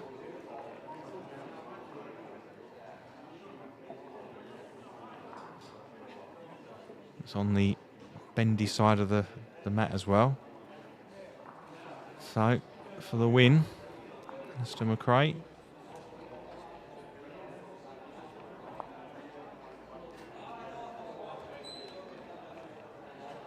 Bobby just trying to calm himself down here.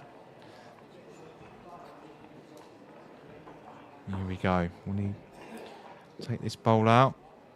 He's playing. Oh, he's played it with a interesting way. He wants that jack now. Oh, he's got the 2 for the draw, I think. But don't think he's got. Let's wait for confirmation. So it is the 2 for the draw. 2 to Alistair McCrae for the draw.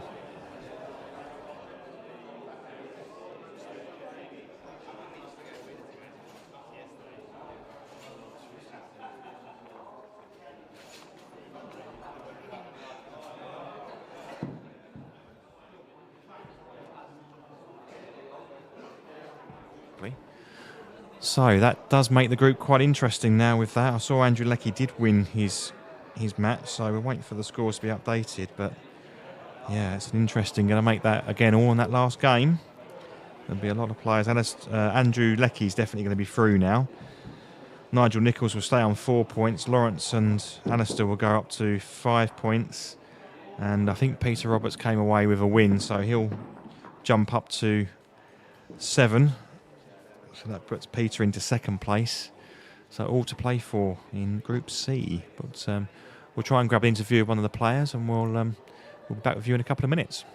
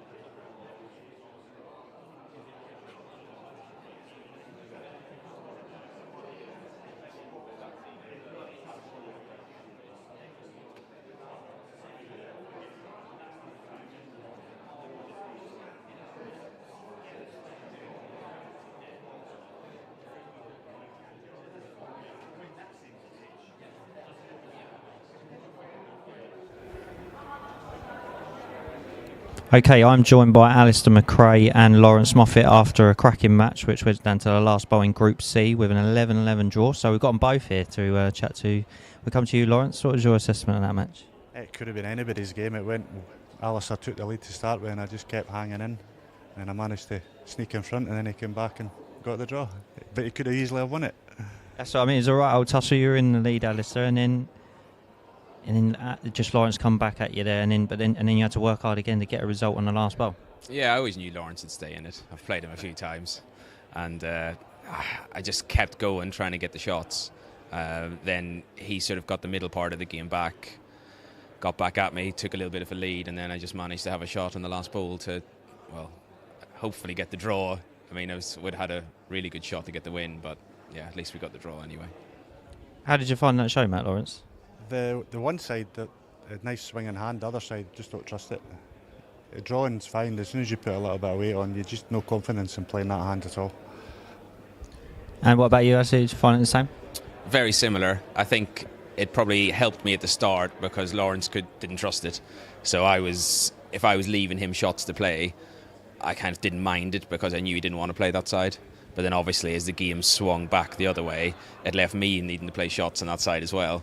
So yeah, it's straight, but also you don't know how it's going to finish at the very end with the weight. And also that's thrown that group up in the air a little bit more after that another draw, because you both had a draw as well this weekend. So you know that's going to be difficult for you going into the last to make. You got enough to win that to make sure you get through. If I win my last game, I qualify. I think Andrew's in the same boat. And well, and and also it's going to. We met before. Yeah. So. Yeah, also with your last one, you're going to have to also win that and try and make sure. You've got Nigel, who's also, battling it out to try and get through. A draw as well, hasn't he? Yeah. Yeah, so there's been a lot of draws in our group. But it shows, we're all, very competent bowlers, so it's always going to be tight. And you're both going to be working as hard as possible because, there's one of you is unfortunately going to miss out of that group going into the last. Yeah. I mean, I think you just got to win. All of us have got to try and win our last game, and then we see what happens. Brilliant. Well, stay tuned for the next show, Matt Game, and thanks both for joining us. Thank you.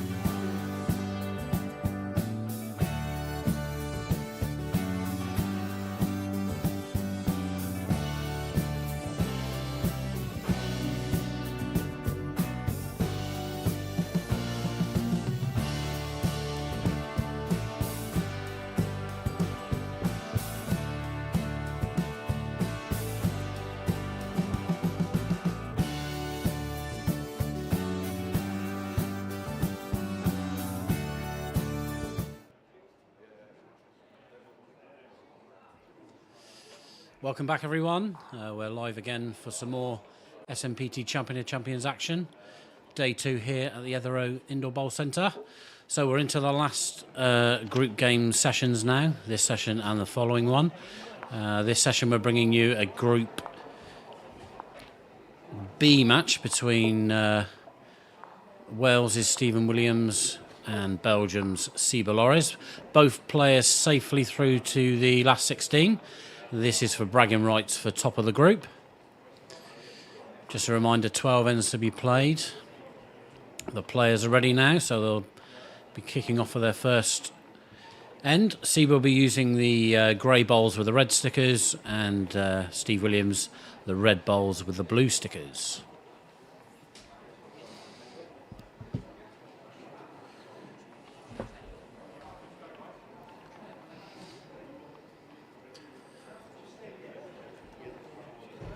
So it's Stephen Williams to lead off on this first end.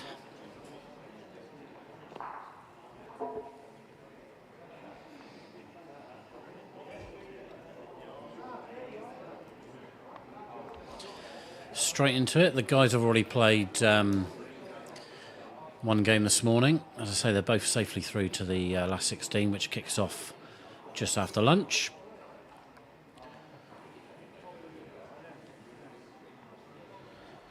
Some other crucial matches in this group. Chris Mann is playing Sam Harvey, Dimitri Payne against Gary Burke. Those 3 players playing for the last 2 spots. So you can obviously see the Dimitri Gary Burke game going on on the map next door.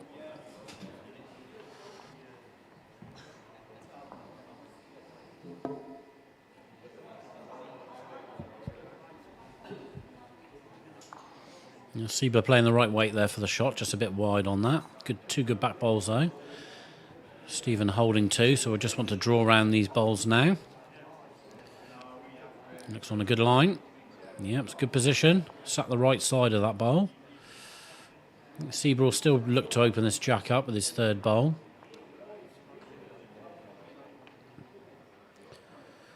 Yeah, good weight again. Just holding off. We had a bit of this yesterday on this mat on that side. The bowls were just holding off with a little bit of weight. We have actually changed the mat, but obviously the floor playing its part on that. So Stephen just drawing up, a little bit short, could be 3rd bowl.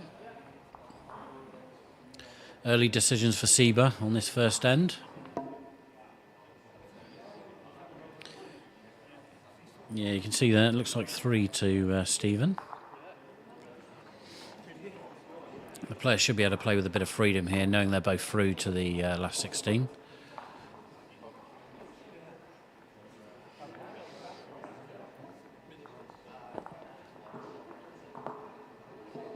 Yeah, switching back to the draw now. Just looking to cut this down. Yeah, he's certainly done that. Might still be 2.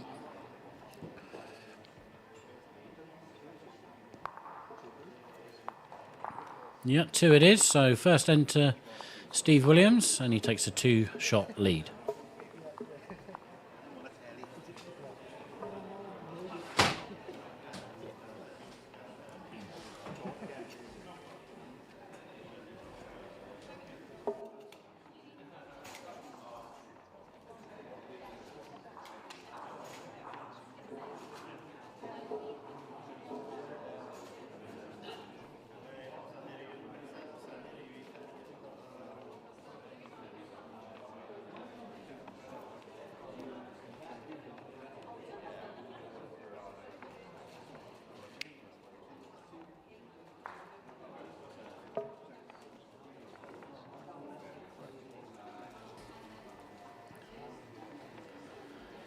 So Stephen Williams' second bowl of this second end.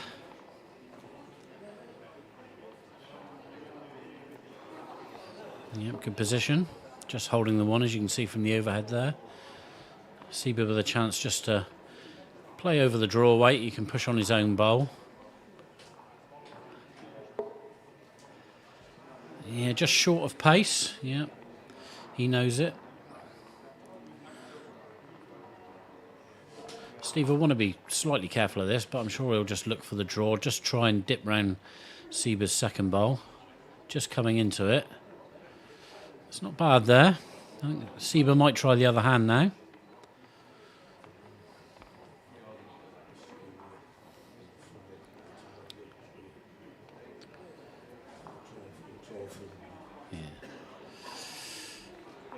Yeah, good result for Sieber there.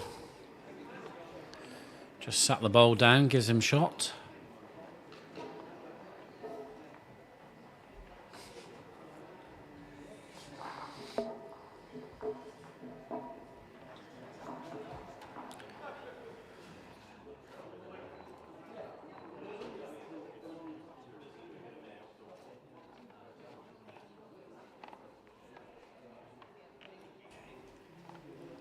So Steve down on the forehand now. He's got back position. Just wants to play a nice little weight at this. Clean through the gap at the front. Yeah, like he just caught his own. Well, he's dropped it down. Yeah, he's taken the shot. So slightly lucky result, but the bowl was there to be used.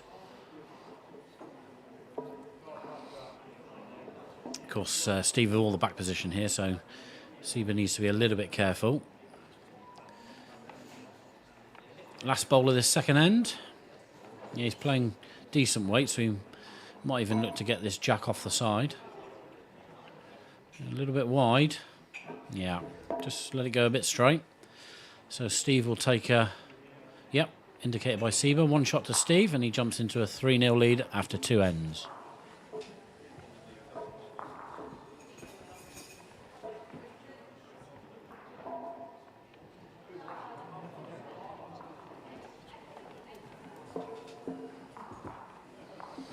So good start from the 4 times world champion Stephen Williams.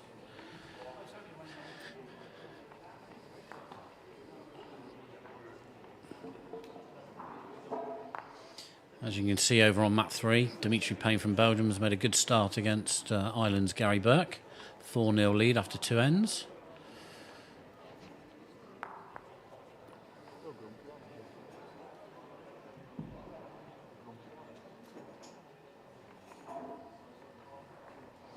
And that's better from Sieber, dropping the bowl just behind the jack.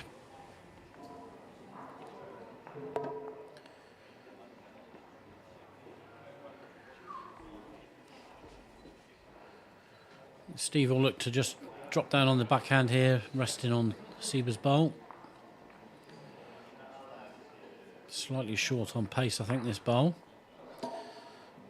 Yeah, a couple of feet needed there.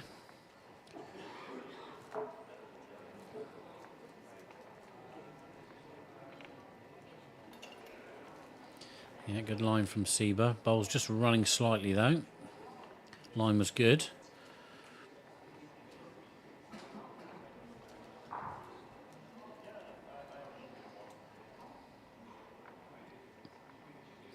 Yeah, weight better from Williams here. Very good. Good adjustment from Steve. Added the extra couple of feet. Laying 2 shots.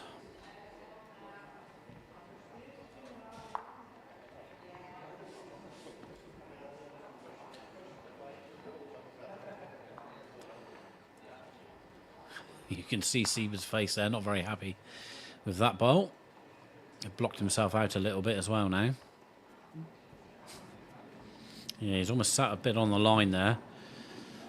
Yeah, Steve's bowl's just dropped down behind the jack now. Steve could look to change hands here, but he won't want to leave a shoulder out on the forehand side.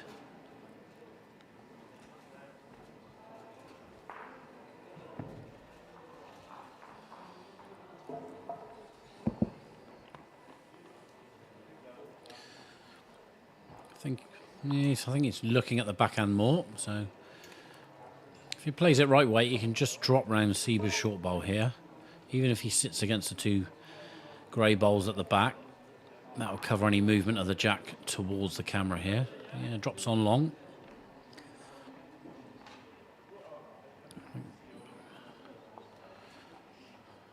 Yeah, Sieber looking on the forehand side there, see if there's any chance of a weighted bowl. It's very tight to get to the second shot.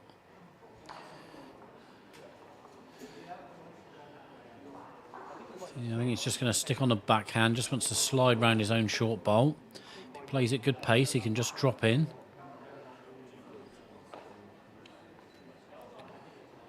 Just going to hang. Yeah, needed another 15 inches of pace, really. So another 2 shots to Steve. And it's a 5-0 lead after 3 ends.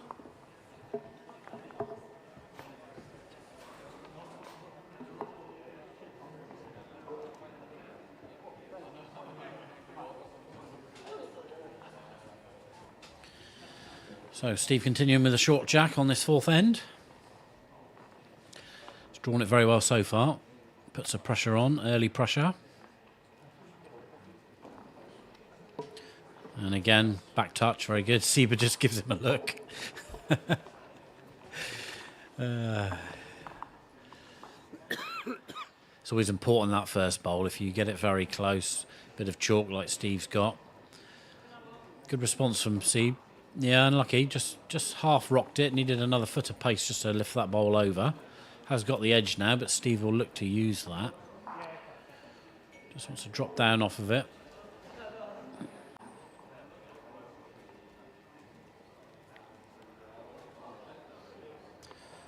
And just slightly under. It's going to fall away, so it gives Sieber the opportunity now just to come up into this.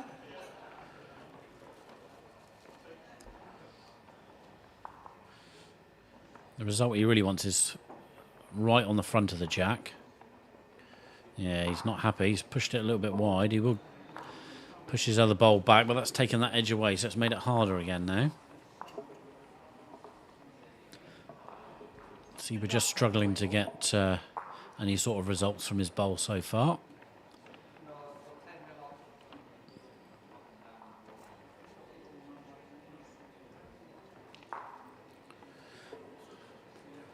Good bowl from Chris Mann on the adjacent mat there, mat 1, holding 3 shots. Again, 2 crucial games going on beside this show mat game. 3 players looking for 2 spots. Yeah, Steve's given Sieber a bit of a lifeline with that bowl. Yeah, he's going to play a bit more aggressive at this now. Down on the forehand, try and chip the 2 bowls out, get the jack off the side. Well, clears 2 out. Didn't really want to catch the first bowl, but a little bit of a result.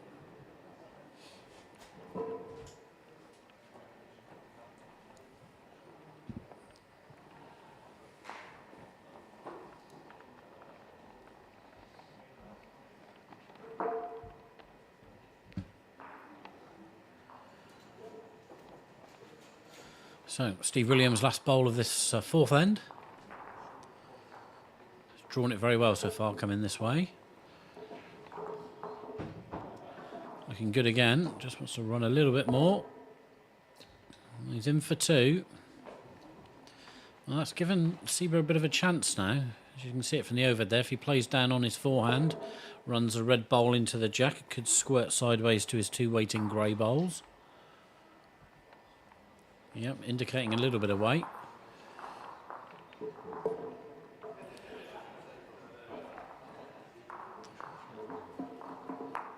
Oh, he's unlucky. Just caught it a bit straight, so good effort. Unlucky. Another shot to Stephen Williams. So, Stephen Williams, 6-0 lead after 4 ends.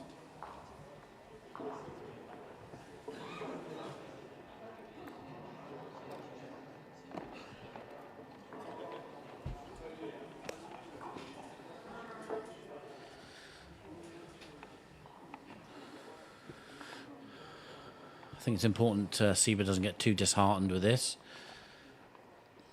Needs to save his energy for the last 16, which will start after the lunch break. As I said, one more session of group games to come, featuring groups C and D. Plenty to play for in those groups too.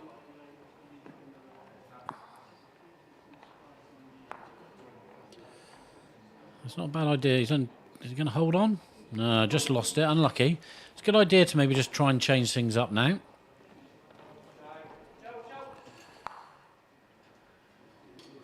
Of course, just a reminder for those of you who do play short mat, in SMPT matches we don't allow players to run the jack on the first bowl. A jack, of course, can go into the ditch, but if a bowl goes completely in the ditch, it's removed, even if it's a toucher. Good response from Steve to the change of jack length there.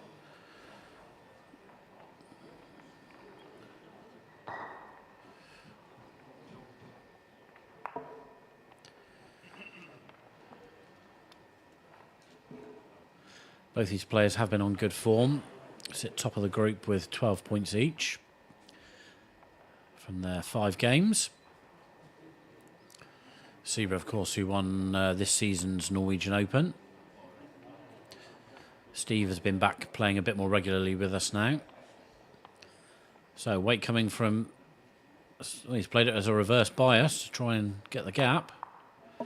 Yeah, he's unlucky. He's nudged Steve's toucher up towards the jack, so still one to the Welshman.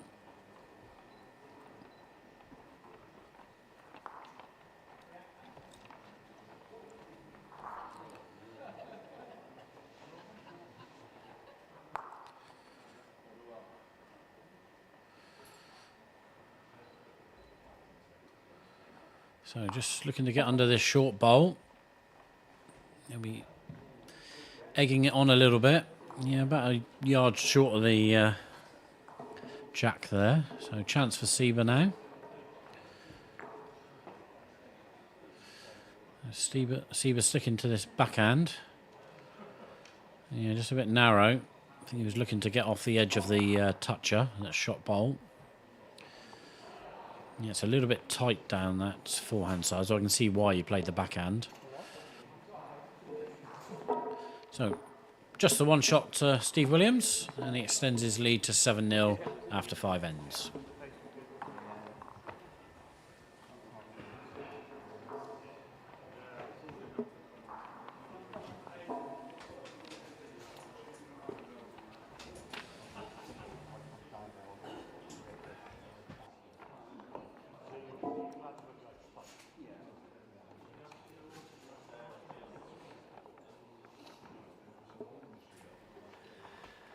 So, playing the halfway stage end. This is the 6th of 12. Steve just slightly off with his first bowl. He's been very good so far with that. Good from Sieber though. Yeah, very good. I think Steve will now come down this forehand side as well. Such an experienced bowler, Steve. Been on the world scene for many years. As I said, 4-time world singles champion. Actually, I remember playing Steve in our very first event back in Guildford, 12 years ago. Played him in the very first match. Great guy to play against. Very experienced. Sieber, of course, has been playing with us for many years too. He's come up on the international scene, playing some really good bowls at the moment as well, especially this season. Doing very well in our order of merit.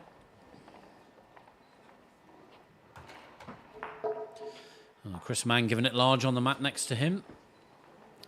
In his crucial game against Sam Harvey from Wales.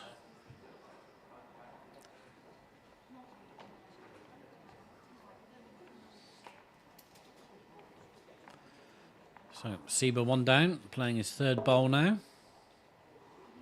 Just looking to nudge his jack back. Looks close. Yeah, it's a good bowl. Still down on the mat, but a better chance now.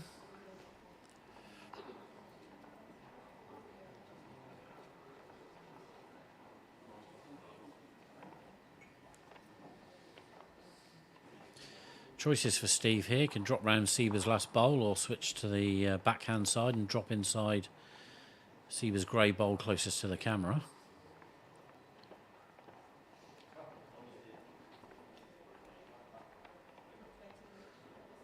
Yeah, that's what he's looking to do. Yeah, didn't want that connection. Probably needed a fraction more weight as well. Just the one shot to Steve.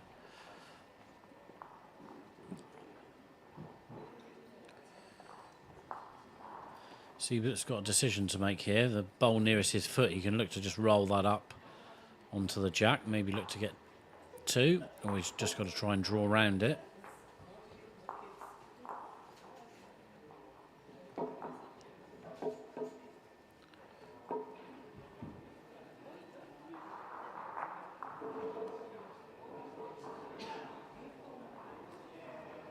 Yeah, just playing the aforementioned shot.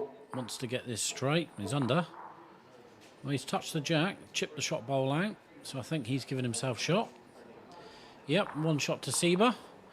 So we're halfway through the match, and Stephen Williams leading 7 shots to 1.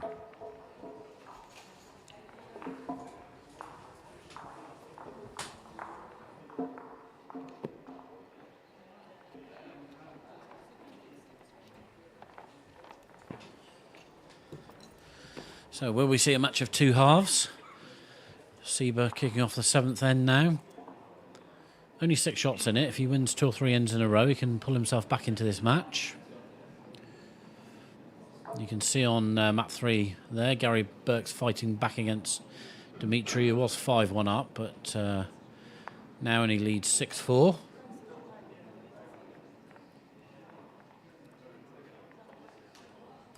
Sieber changing the length here on the show mat to a long jack. Will this run enough? Ooh, close. Yeah, I think it's just sneaked in, so good start from Williams.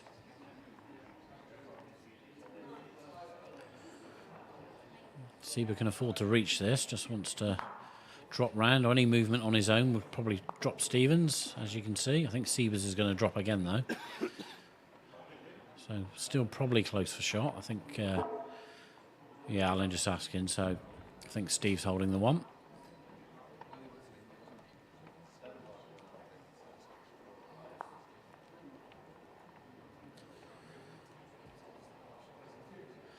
Williams down on the backhand. You know, he was just looking to get onto his own red bowl there. Needed a fraction more weight. Yeah, 1 shot to Steve, though. Again, decisions for Sieber here now. Does he draw around or just play into his own 2 bowls?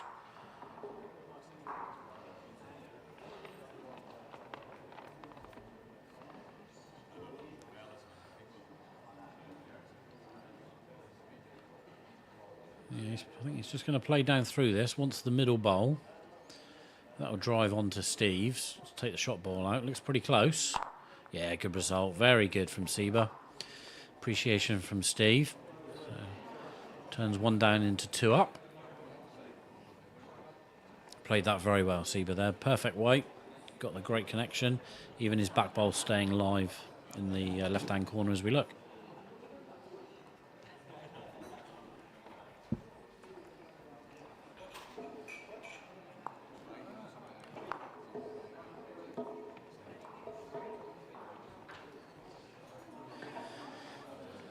Sieber's last bowl there, just a bit short. So, sorry, Stevens' bowl, I should say. Sieber still lying 2.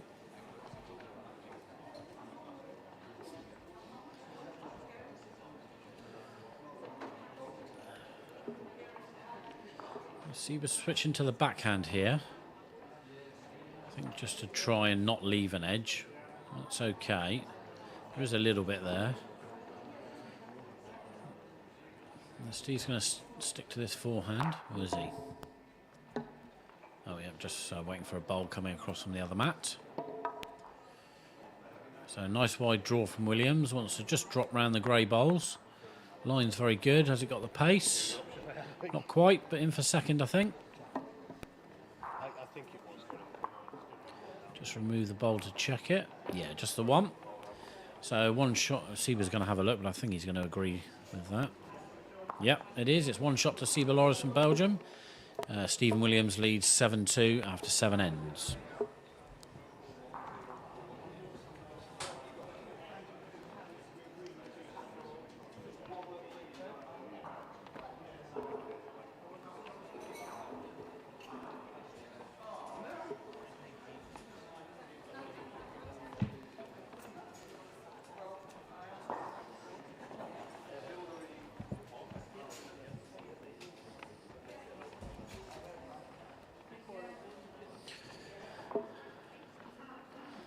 So Long jack from Sieber. First bowl jack high. Of course, Stephen can't really run at that too much. He might just look to play a little bit over, move the jack.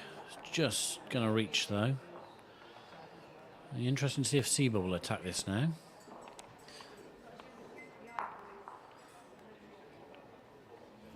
Sticks with a forehand. Again, wants to make sure, just get up. A bit of chalk is good here. Just going to cut under, but oh yeah, very good. Actually, it held a fraction longer than I thought. So that's a good bowl.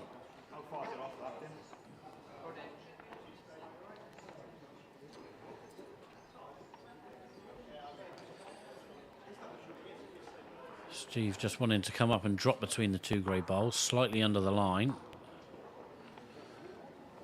He needed a couple more feet on that line.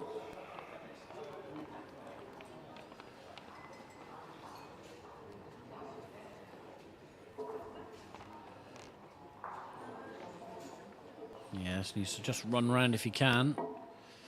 If it sits down, that's right, it's kept the target narrow. There's a shot for Steve on the forehand side, just to play onto his two red bowls. He's probably 3 down. Even if he comes up on the forehand and gets a split between the red and the grey bowl, he'll certainly reduce the amount of shots. Worth going for this with your third bowl. Leave yourself one to draw if need be. Yep, steps out on the line. Plays ditch weight. What's his result like? Oh, he sneaked right through. Nope. Gary Burke there, so engrossed in his game, wants to stand in front of the camera.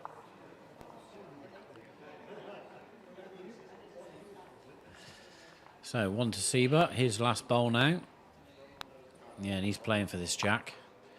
Any movement back is good. Well, that's good too. Just flicks a jack.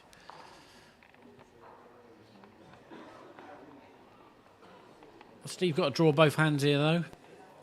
Just got to pick on which side he wants to come. Yeah, looks like he's going to come backhand.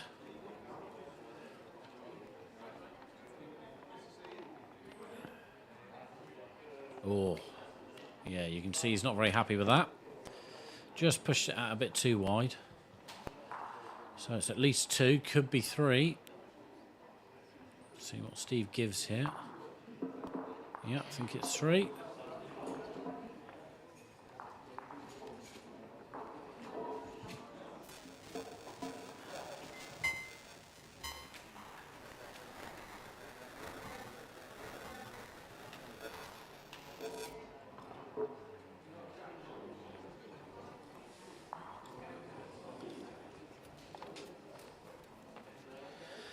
So a good fight back from Sieber. As I said, he wanted to win a couple of ends. He's done just that. He's reduced his deficit to 2 shots. I think he's going to go long again.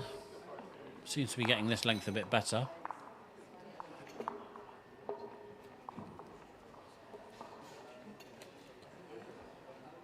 Yeah, he's just dropped that a little bit, that bowl. You see it out of his hand. So a chance for Williams now to get a good foothold on this 9th end. Yeah, this is good from Williams. Right round it. Yeah, it did touch.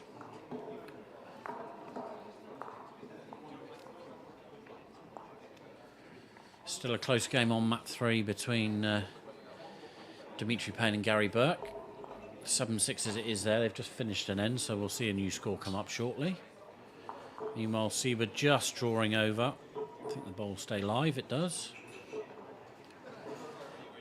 Yeah, Dimitri's extended his lead to 9-6 now after 7 ends.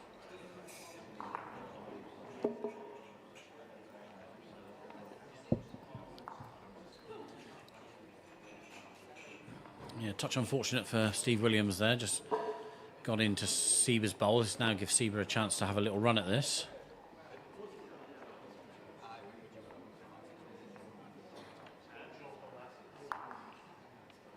Yeah, not a bad result. Was slightly wider than he wanted to be, but he's opened it up a bit more.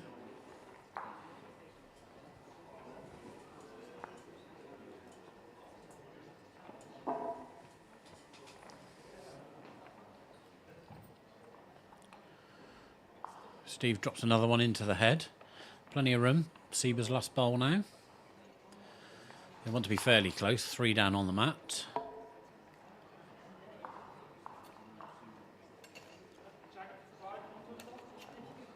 Yeah, if he gets on this back bowl, this is good. Yeah, very good from the young guy from Belgium. Drops in for shot. Don't think we'll see much other than a draw from Steve Williams here with his last bowl. Yeah, certainly on a good draw line. Again, all about the pace now. Looking good. Well, let's stick up to it. Yeah, very good from the former world champion. Gets the 1 shot. So extends his lead to 3, and he leads 8-5 after 9 ends.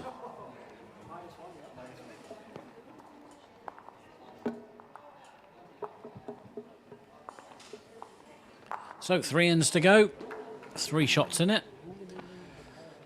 Both players safely through to the last 16.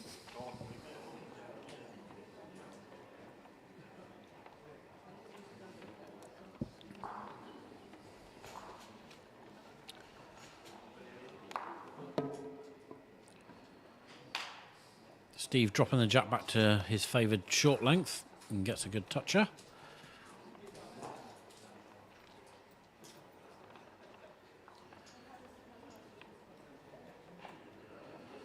Sieber just playing a good weight down onto this. Looks good. Yeah, very good result. Perfect weight that was.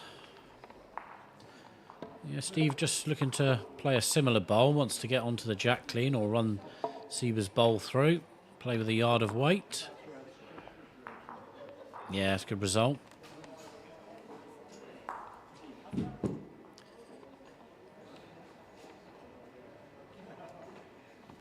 So, is Sieber going to attack this? Steve with 2 touches. Yeah, controlling it. Just going to be under. Yeah, good result. It gets the flick off the bowl as well, which will help.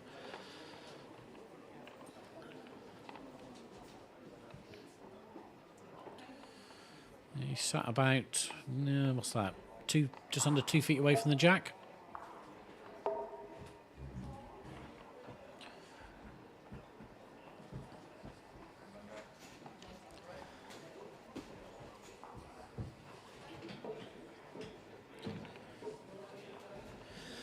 So Steve eyeing up his options here. A bit difficult to draw. I mean, he could probably just draw up to beat that bowl on length, but it'd have to hold the bowl out fairly wide. He's obviously got the 2 touches in the middle of the mat to use, but one is sort of blocking the other. It's 3 shots up, so he could just look for another good second bowl.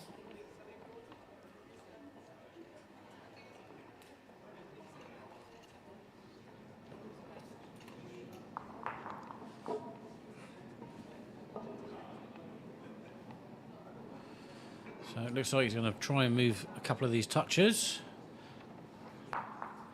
Yeah, so that's a good result. Don't think it's not quite in for shot. Grey bowl's still holding, and his last bowl's just dropped over now, which has opened up his other toucher.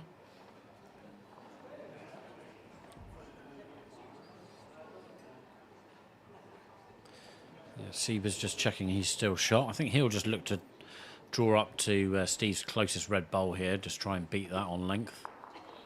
He can use the bowl to sit off of.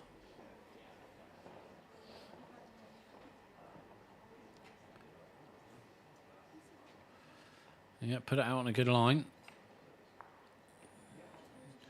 Just needs to hold. Yeah, that looks good. Yeah, it's in. Steve just checking it. Good bowl from Sieber.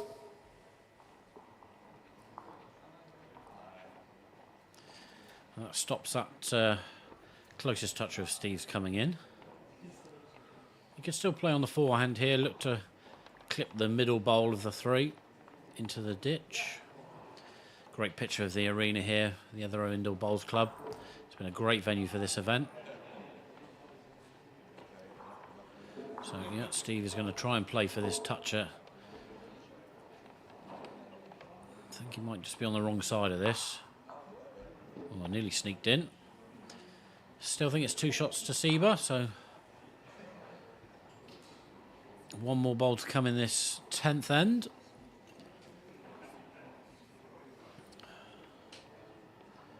So a similar bowl for Sieber, just wants to rest his own bowl. That should be good enough for 3.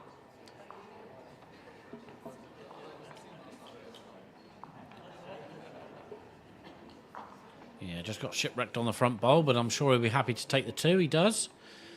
So yet again reduces the deficit back down to 1, and Williams leads 8-7 after 10 ends.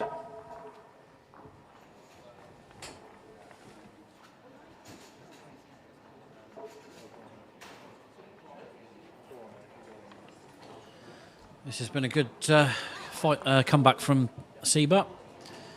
Williams dominating the early play.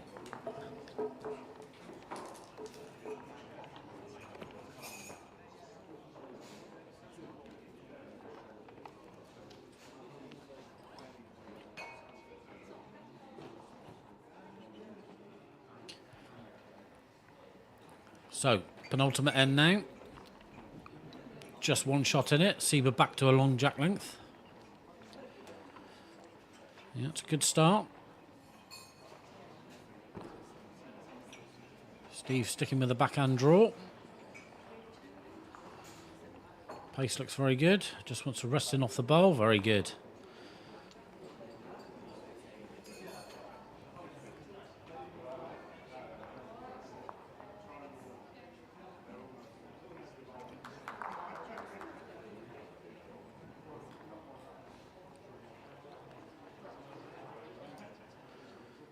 Yeah, just slightly under the line from Sieber there, switching to the forehand.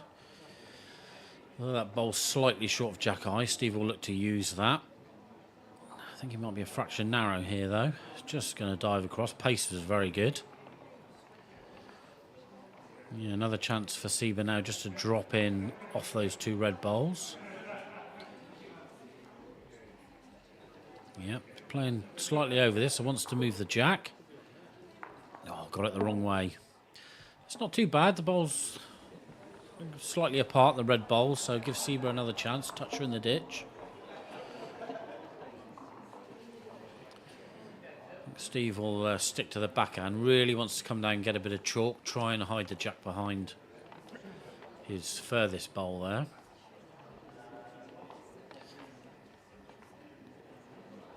He'll know that Sieber's only got 1 bowl left. Sieber is a good striker of the bowls, so let's see what Steve can do with this one.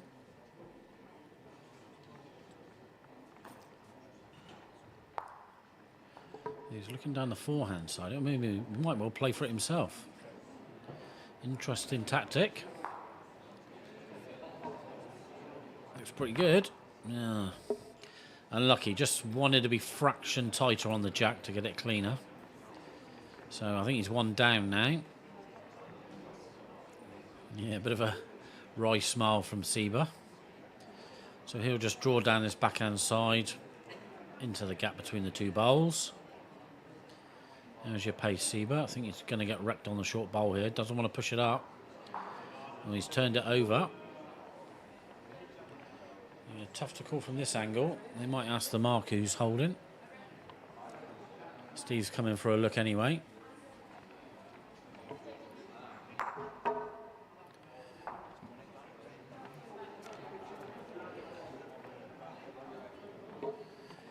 Don't know if you picked that up there, a little trick shot from Dimitri. Sorry, not from Dimitri. He launched the bowl down and Sieber just casually flicked it up with his foot and caught it. So that match is finished there. I think Gary Burke's won that. So Dimitri's got to now wait for the results of the other 2 games to see if he gets through.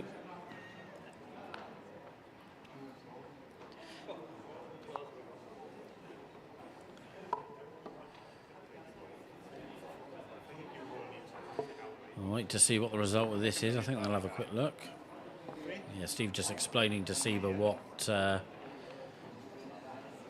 shot he was going to play there. So it's 1 shot to blue, so 1 to Stephen Williams. And he now leads 9-7 heading into the last end.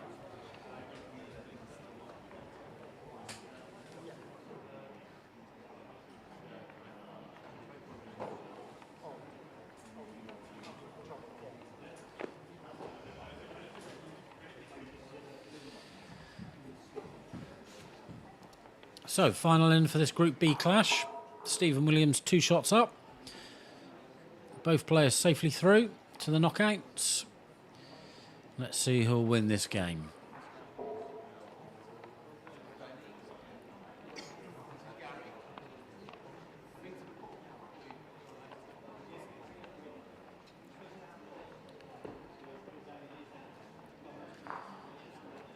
That's a better bowl from Sieber on this short jack length. Stephen just slightly short with his first.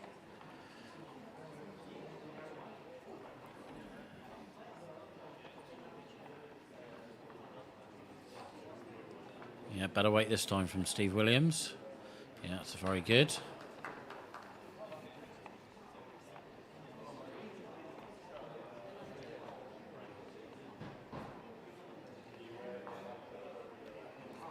So Sieber's just looking to play, just going to hold this bowl, I think. Yeah, lucky weight's very good for the shot. He's just looking to play down onto the jack and push it back a little bit. Just a fraction wide, really.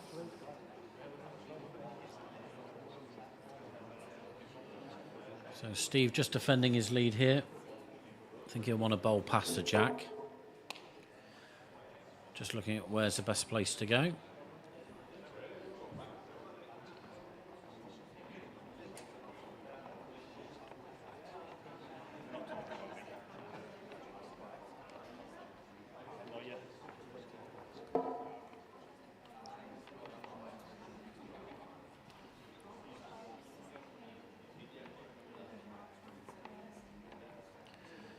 Yep, just pushing the bowl out on a wider line to drop round. Cover the 2 grey bowls. Yep, that's good.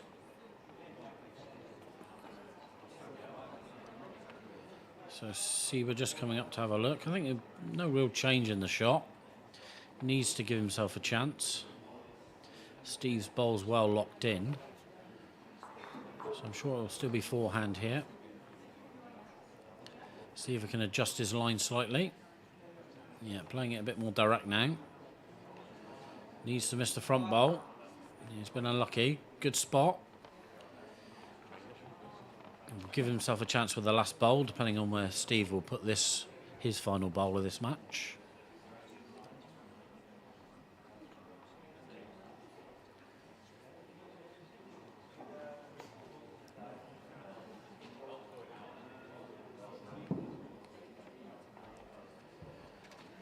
So just dropping down on the backhand side, I think.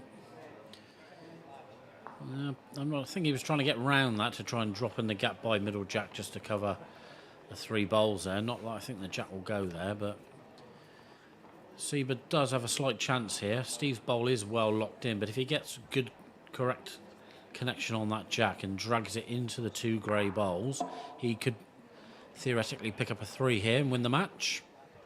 2 will get him a draw. Let's see what he gets. Doesn't want to be massive at this. Yeah, played a good weight. Line's better.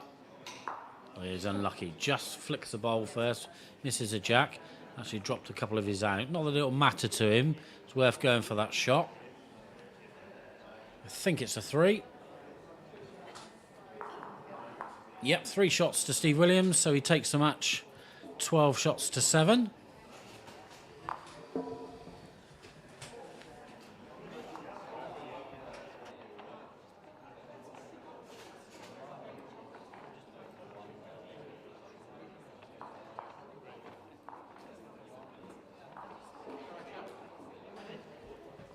So, good match there. It was a good comeback from Sieber. Obviously 7-1 down at the halfway stage, but made a good match of it.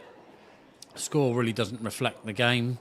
Steve will top the group and will play a 4th place player from one of the other groups in the last 16.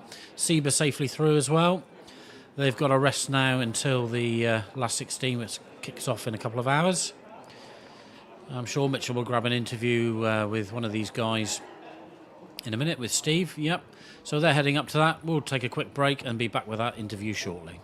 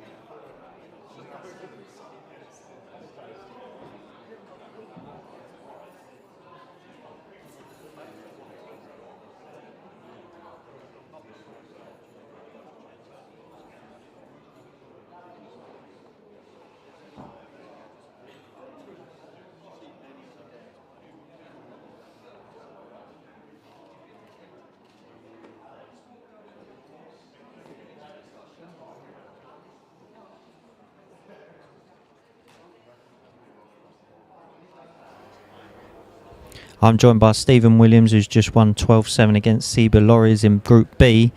That makes you put top of the group in Group B. I know, amazing. I didn't think that was going to happen when I came into the weekend, to be honest. But I'm just quite happy to win a game when I came here, but I'll take it. And you had a good lead in that match, and then but Seb come back at you later on in that match, and it went down to the final end, the final bowl nearly. Yeah, it was basically where the jack was. I had the jack at the front, and he struggled to reach it. He struggled to get there, and when he won the end, he put it at the back, changed the game, and I just had to hold on, try to pinch it end, and get it back at the front again, which is basically what happened. Is that was your tactics going into the last end, to shorten it up, just to take away any attacking threat to a degree from Stephen? He's got pretty straight bowls, so it's easier to hit the long jack than a short track with straighter bowls. So the idea was to put it at the front and stick something in the way really, and then try to draw around it and make it hard for him, which kind of worked. So. And booking you back, you must be really chuffed to get through to the last 16 now. Book your place in that, and top of the group as well. So it gives you, well, they're all going to be tough games, but a fourth placed player from another group. Yeah, really happy, to be honest. Like I said, I wasn't expecting anything when I came here. Starting to play well now, so see what happens. Like whoever's next, we'll see what happens. And how have you found the show, Matt, and the location and the venue? Oh, the venue's brilliant. It's really good. They've set it up really well. Showmat is a bit tricky on one of the hands, but the other hand's got a nice draw on it, so you can get away with it if you know how to like deal with it. But yeah, loved it. It's been a great weekend so far. And you must be filled with confidence now for day one and winning that. So what you think? You think you can go deep in this tournament? Well, I'll get to the last 16. After that, we'll just see who I got now, and if I turn that person over, then we'll have a look. But it's just one game at a time. Confidence isn't as where it used to be, but it's getting there. So we'll have just a go, see what happens. Well played, and good luck for the rest of the matches in the quarterfinal. Thanks a lot. Okay, stay with us, because we've got Mark, Beattie and Ben Payne coming up next.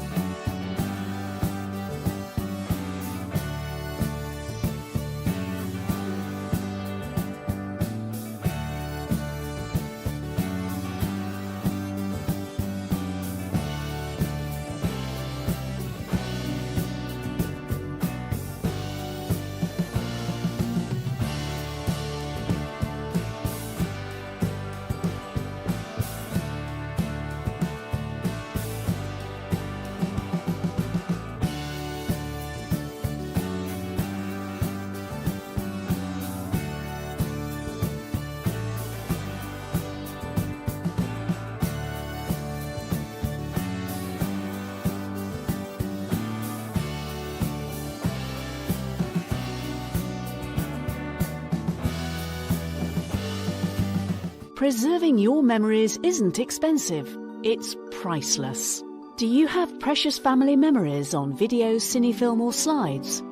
If you want to relive memories of your loved ones, some of whom may not now be with you, you need to transfer these onto DVD to ensure that they'll be watchable for many years to come. Here at Rich Video, we've specialised in preserving your irreplaceable footage for over 20 years onto DVD using the latest edit suites and authoring software.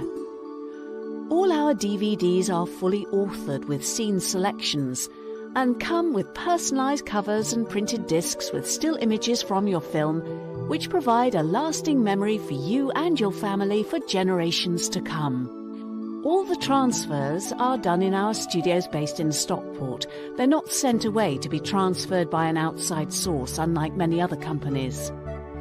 If you require further information, please ring us on 0161 635 6207 or email us at sales@richvideo.co.uk.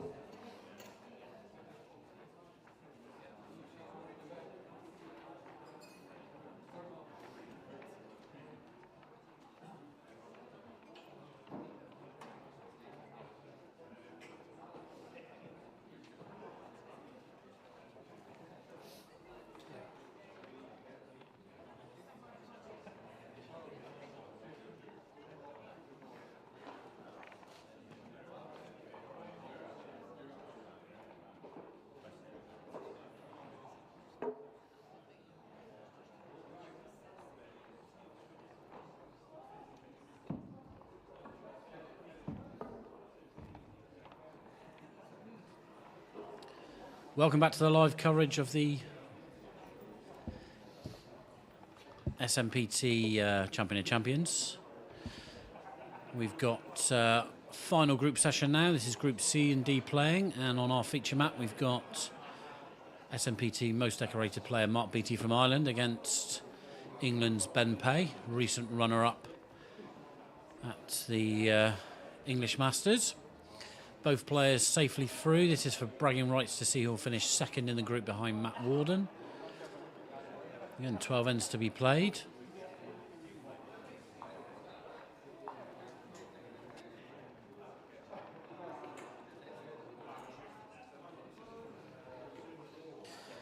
So the players just getting ready to start.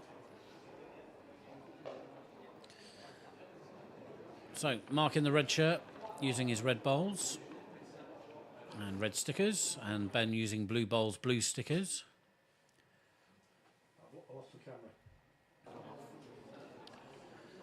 So this should make it quite easy to be able to watch.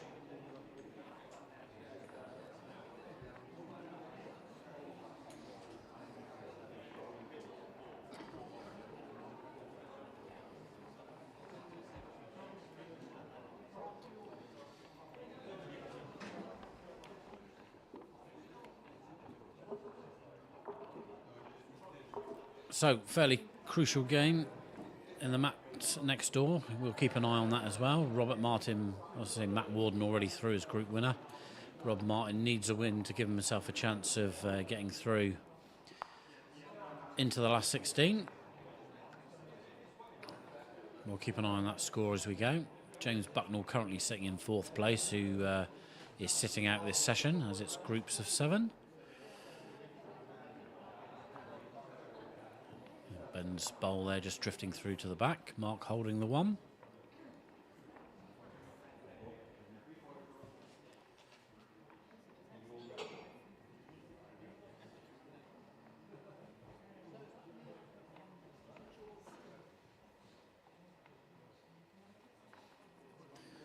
Yeah, Mark just dropping short with his 3rd bowl there.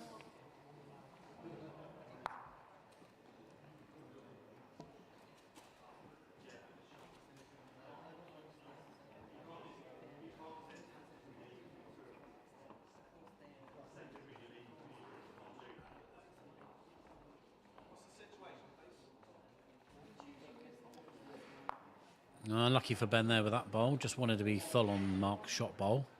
Just caught it on the outside. So Mark will want to get another close bowl here. His final bowl of this first end.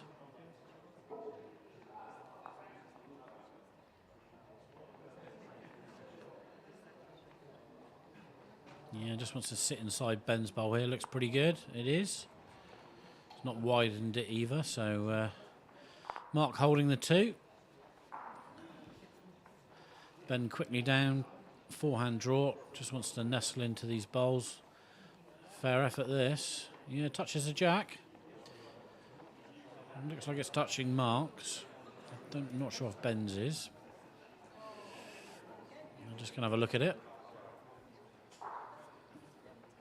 Getting down, so it must be close.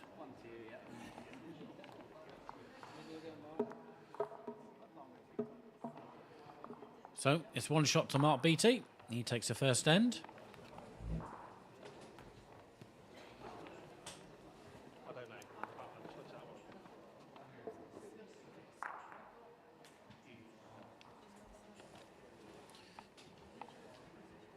Good effort from Ben there with his last bowl. Reduced it down to 1.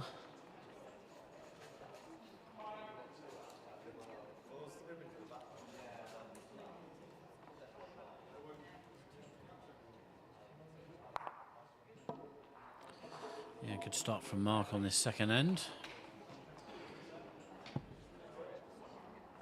Just moving the jack slightly further back to a 3/4 length jack. Ben close, good second bowl.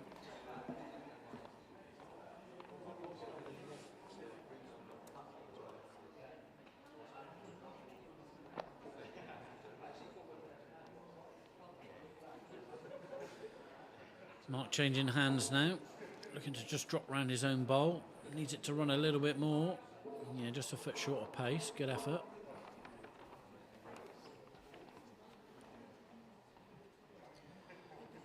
Ben as well will want to do the same. Catch his own bowl here. Just going to hold out on that line.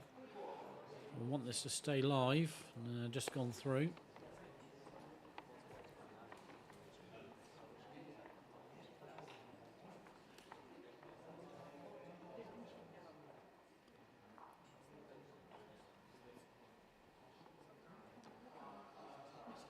So Mark trying the same. Just going to edge his last bowl over, I think. And he gets into it. Very tight head. Looks like just one to Mark.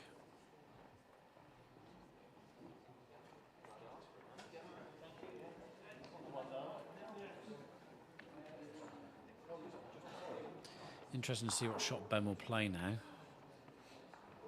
Yeah, he's just changing his stance, so again, just playing to push his own through. Needs to run a bit more. Off, yeah, just needed 8-10 inches more pace on that. Mark's just having a look to see whether he's line 1 or 2.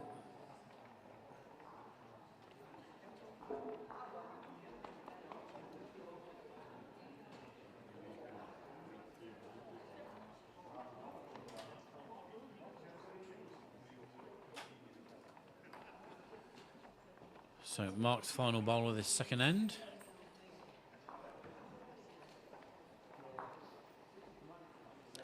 Yeah, so looking to play aggressive, get the blue balls out, but it's held. Yeah, it's a good little shot. Caught that bowl pretty well. He's given himself 2. No back position for Ben. I think Ben will just look to draw this now. Try and drop between his 2 blue bowls, get as close as he can to the jack.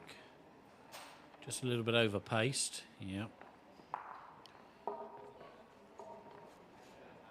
So it certainly looks like 2 from here.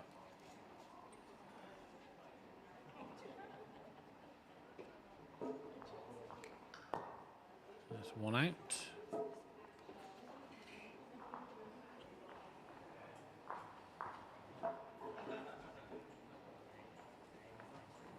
Yep, 2 shots it was, so Mark jumps into a 3-0 lead at the end of the second end.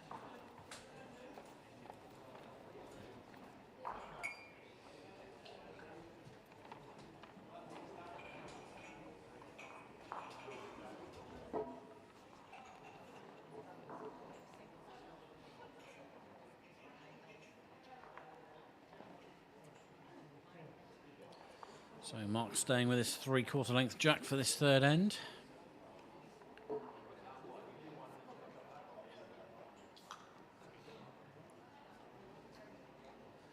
Yeah, better start from Ben.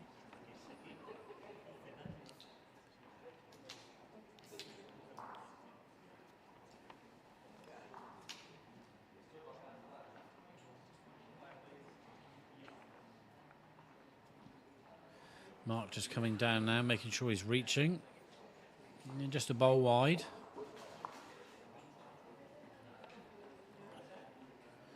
Ben will just look to tidy this up now.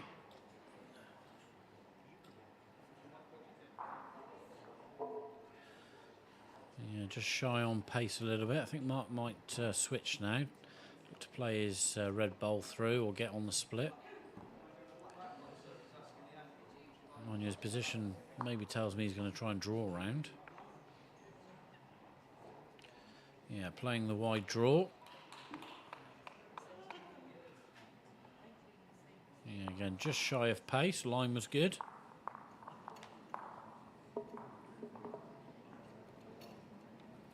So Ben following suit. Needs the bowl to grip. It does. Will it come back enough for him?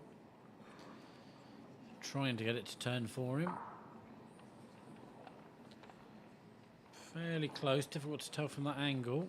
Mark will have a quick look to see.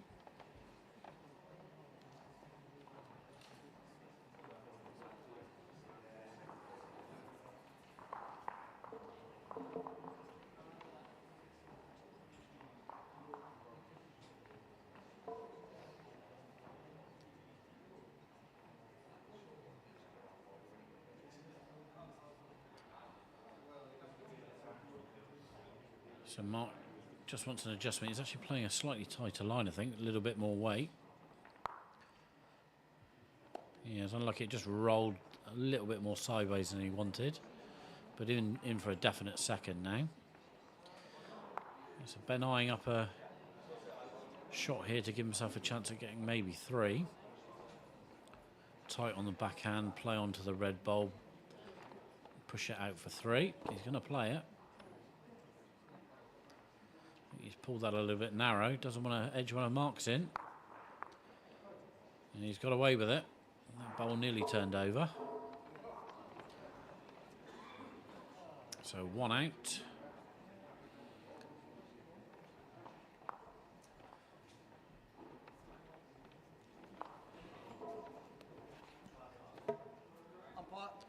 And they call for the umpire just to measure this. So 1 shot so far to Ben.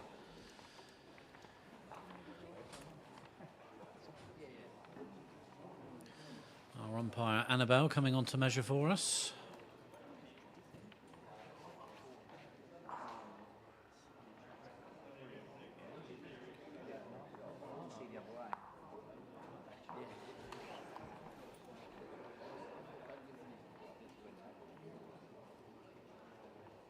I think it's just the 1. Yep, so second shot to Mark, so just the 1 for Ben. He gets on the scoreboard, Mark leading 3-1 after 3 ends.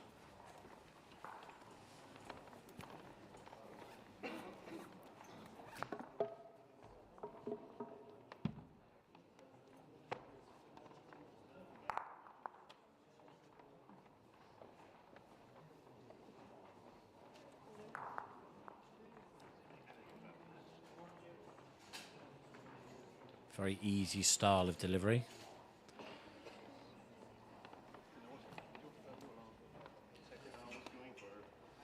Mark, who gets very close to the floor. A slight lift. There's a bit of a flicking action, but it works very well for him. And good touch on the jack. Still probably 1 to Ben. Ben, I want to just drop down onto this jack now. All about the pace. Needs a little bit more, I think. So, chance for Mark.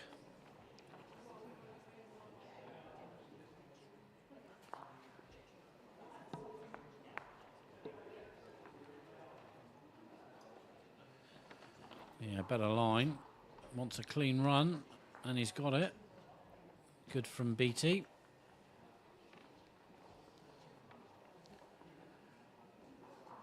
Bowl's just dropped down now. Ben's already down and playing. Better weight from Ben Pay here. Yeah, nice little touch off his own bowl. Gets a shot.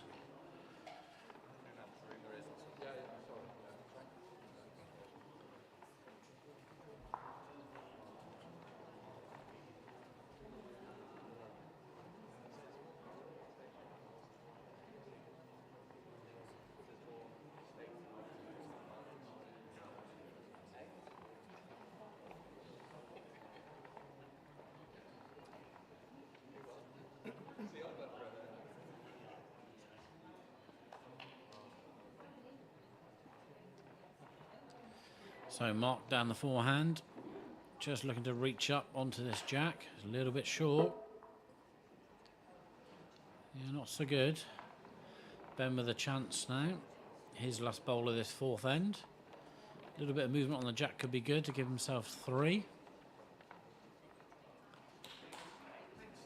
Yeah, starts on the wide line, letting it drift in. Wants to get around the front.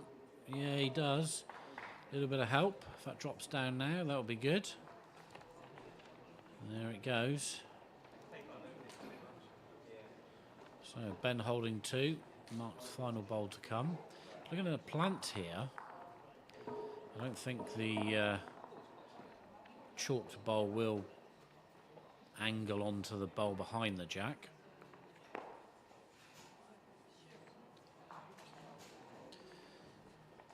Hits it right though, he could hit that chalked bowl and Mark's red bowl could drop in on to the jack. Depends on the contact. Either that or it's a forehand draw into the gap. Yeah, I think Mark's playing the draw.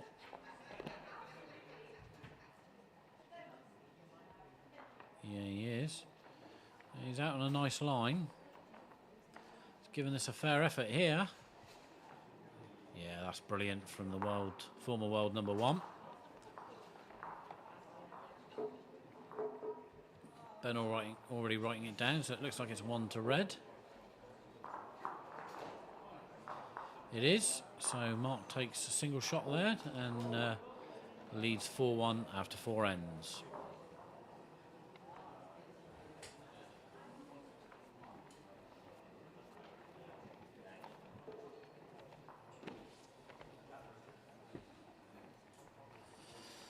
Yeah, superb bowl from Mark there in the last end. 2 down, but drew right in on the jack. Perfect weight.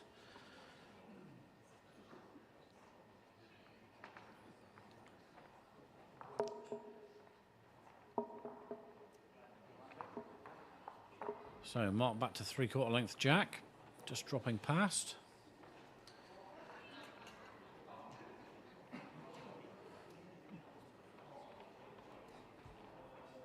Yeah, just slightly under from Ben.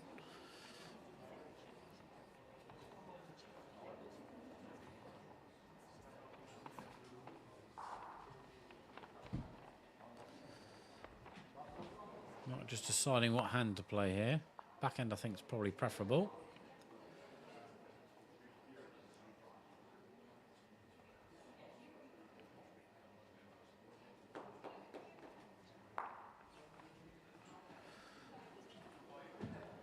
Yeah, good from Beattie there. Bowl just had a very nice line down to the jack.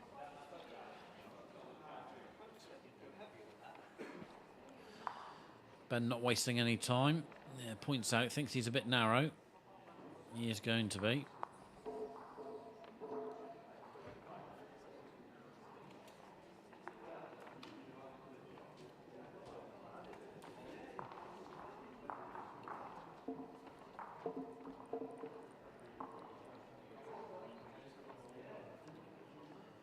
Mark, just looking at this, he doesn't want to play the forehand lever an edge for Ben to use, so he's going to stick to the backhand. Just roll up to his last bowl, I think. Try and keep the target as narrow as possible. Very good line again. We just want to sit in front here. Yeah, it's pretty good. Yeah, Ben, again, wasting no time, indicates playing weight. Wants to get straight onto Mark's last bowl. Yeah, good result. Took 2 out. Mark maybe still holding 2. No, actually looking at that angle, I think Ben's got second bowl now. Good position for his 3 bowls as well, the way the jack sat there. So, important bowl for Mark here, just to cover the area. It's whether he wants to try and draw close just to cut off the firing shot for Ben or cover the bowls. Sticking with the backhand. Slightly, yeah, looks like he's just trying to drop in front of the jack now. That looks pretty good. Don't know whether Ben can see any of the shot bowl from the far end. Yeah, it does look like he probably can. He could just look to chip that bowl out, leave himself 1, maybe 2. Might still even be able to get onto the jack. That's got to come back a long way. Yeah, just slightly rushed it, but it'll be 1 to Mark. Just wait for Ben to come down and confirm it. Yeah, just a 1 to red. So another single for Mark, and he leads 5-1 after 5 ends.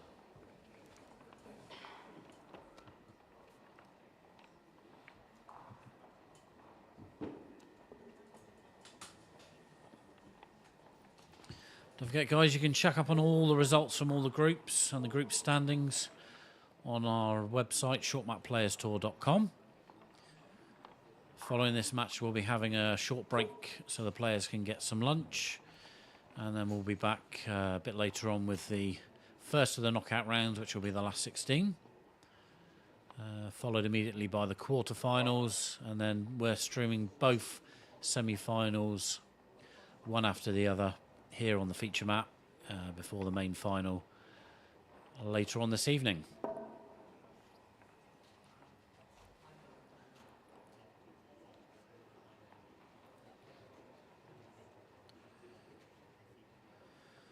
So, Mark, 4 shots up in this match. We're playing the 6th end. Holding 2.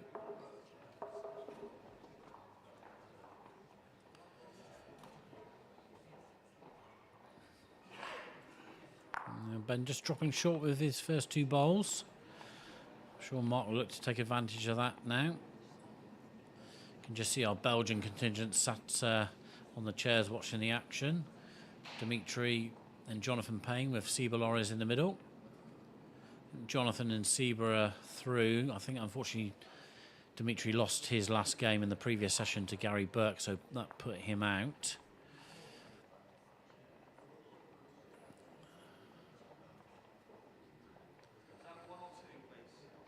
So Ben looking for a better bowl here. Needs to run round that. Yeah, just not quite enough pace on that line to get round it.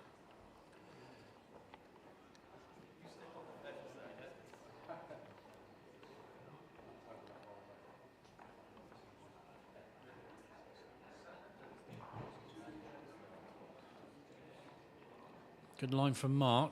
Needs to drop back. Yeah, fair effort this. It's very good. I would have liked to have dropped down, but holding 3. Ben looking at this plant on the forehand. Would have to get clean past the front red ball, but of course he's got no back position, so I think he'll just stick with the draw here. A better line, but again I think he's just over pace now. Yeah, a couple of feet through. So this will be a score of 3 to Mark.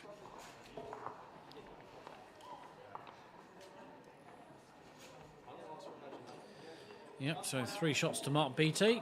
So we're halfway through this Group D match, and Mark moves into an 8-1 lead.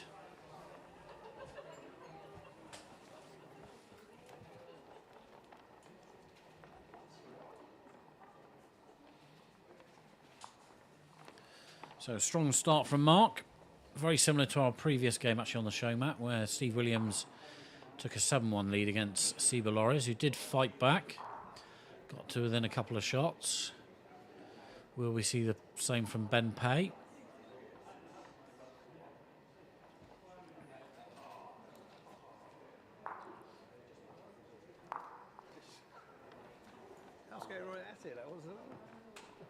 Yeah, better start from Ben, reaching this time.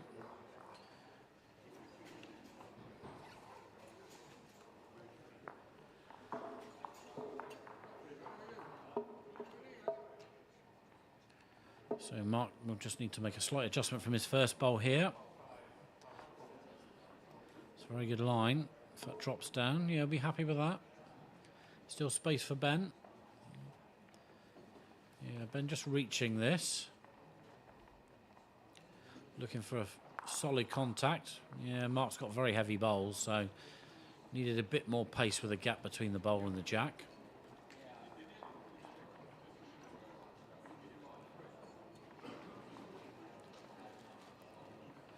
Mark's just looking to see if contact's made on his bowl, which way the jack will go. It almost looks like it's going straight back to the bowl, not either side.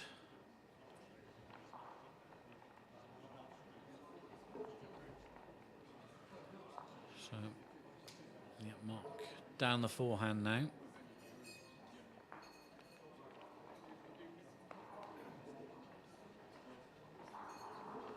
Looking to drop round his own bowl, sit on Ben's blue bowl. Needs to run a bit more. Yeah, not quite. Another foot of pace or so. So he's widened this target slightly. I think Ben will just be... It's just an overdraw, really. He wants to come up, nudge Mark's shot bowl. That will push the jack back to his own.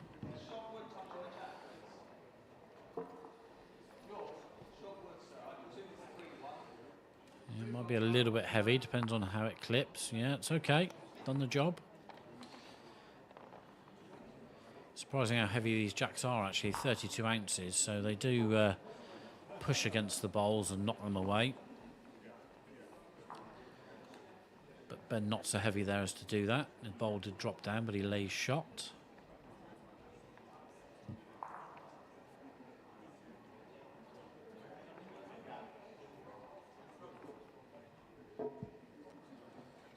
So Mark might possibly look to just reach this, catch the blue one, push the red one up, or the outside red bowl up into the jack. All about pace now on this. Yeah, line looks pretty good. Oh, he caught the split, so I think he's been unlucky there. It's probably about the only place he didn't want to catch the bowls. So still one to Ben. He's got last bowl of this 7th end. He'd really like a second bowl in here. Yeah. Took the mat straight off there, knew he wasn't up, being a bit cautious. So we'll take the one shot. And Mark leads 8-2 after 7 ends.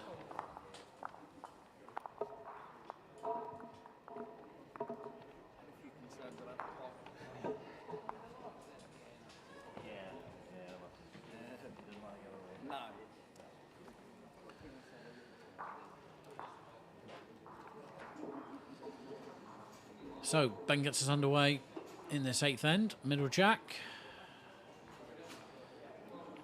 Although that bowl's travelled away, he'll be happy to have got a touch with that.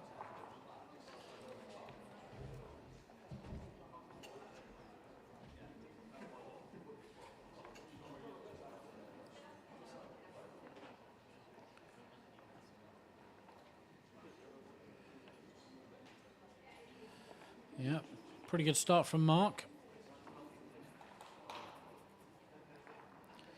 So Ben to make the adjustment now.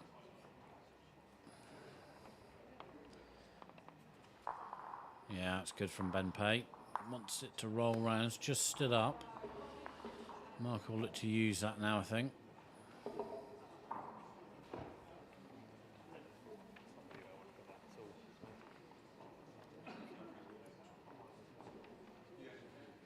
Well, Mark's sticking with the forehand here.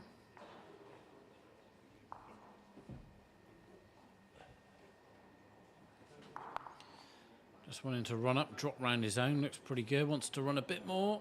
Yeah, that's good, very good.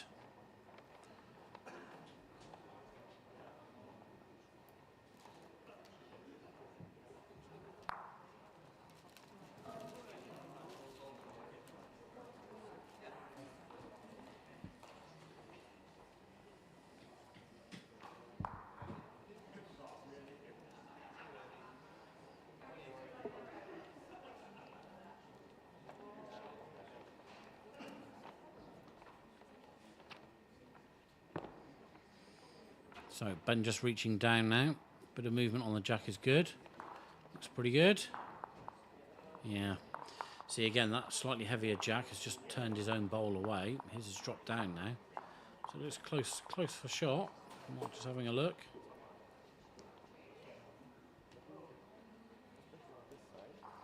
From that shot, it looks easily red.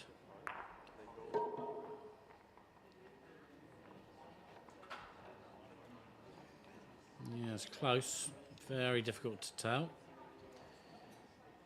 Hopefully Mark will make it easy for us and draw right in on the jack so we'll know he'll be shot.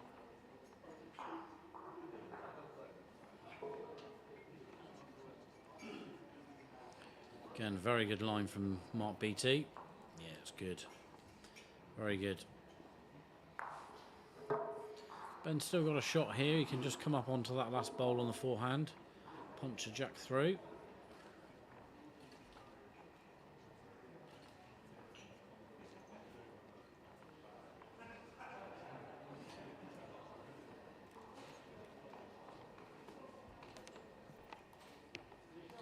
So one bowl left for each player on this 8th end. Ben making sure he's here. Does want to catch the front one. Oh, wow. He did. Don't think it's quite enough. Yeah, see again. Difficult to see from there. Mark's having a good look at this.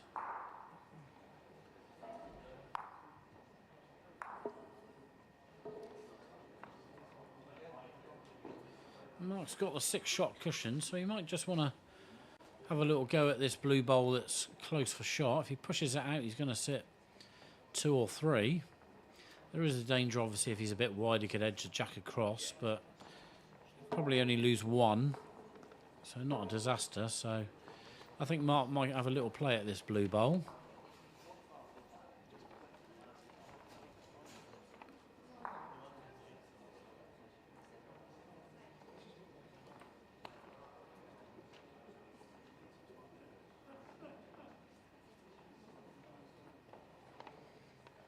Yeah, just playing the draw, actually staying away from it. There's 2 ins in a row now. I've seen the guys doing that. Maybe he feels confident he's got a shot.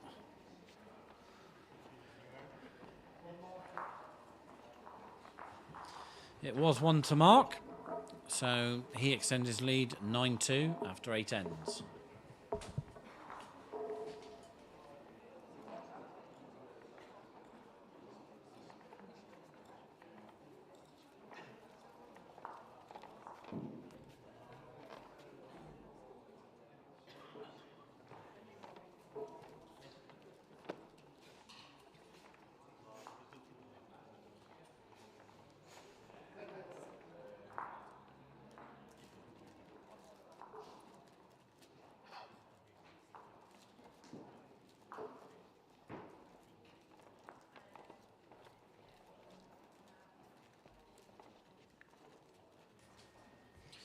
So, into the 9th end. Both players pretty much, I'm sure they're both safely through. Ben can be joined on 9 points by Robert Martin if he beats Matt Warden on the map next door. Mark is safely through. Ben will actually jump into 2nd place if he comes back in this match. 4 ends to go, so looking unlikely. Very difficult to get a big score off of Mark. Good start from both players here. Ben holding the 1.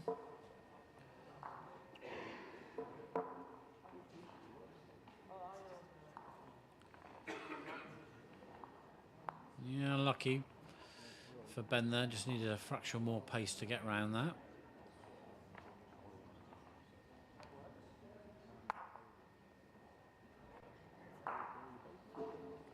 You can see Rob Martin on the next match just playing up there. He is actually down in that game.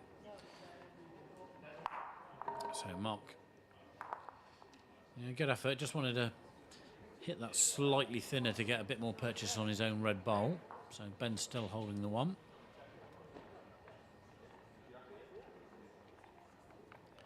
But again, Mark's bowls all round the jack, so making it very difficult for Ben to get more than 1. I think he'll stick to the forehand here. He was pretty close with his last effort. Just wants to be a fraction wider, fraction more pace. Better line this time. This looks good. Yeah, very good from Ben Pay. Good adjustment.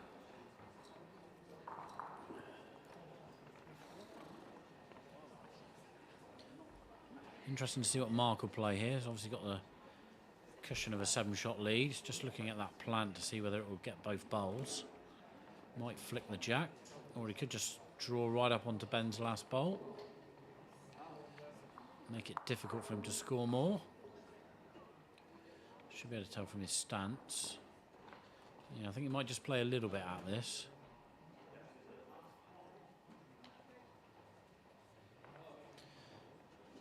Will it get back for him? No, I think that's going to drop back in. Yeah, just a little bit wide from Mark. He wanted to be a bit tighter. Just play control weight at it. So, chance for Ben Payne now then to pick up a 3, reduce the deficit to 4.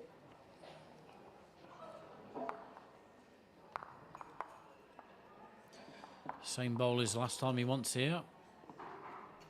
He's got to run to get back from out there. Yeah, a couple of feet short, so it'll be 2 shots to Ben, I think. Mark's just having a check of that. Yep, 2 he indicates, so it's 2 shots to Ben Pay, and it's a 9-4 lead for Mark Beattie after 9 ends.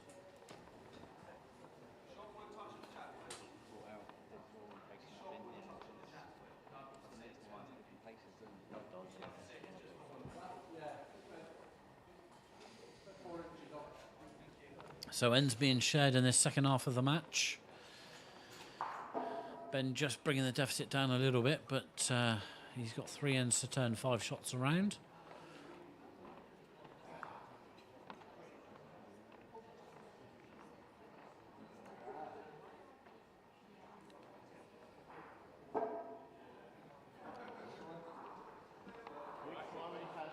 So both players just a little bit through with their first bowls.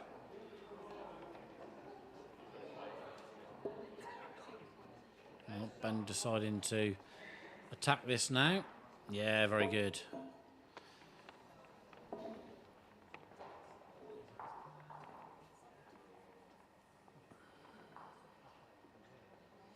Took a chance to play at the jack. Got it pretty well. Don't think Mark can beat that bowl by drawing the line.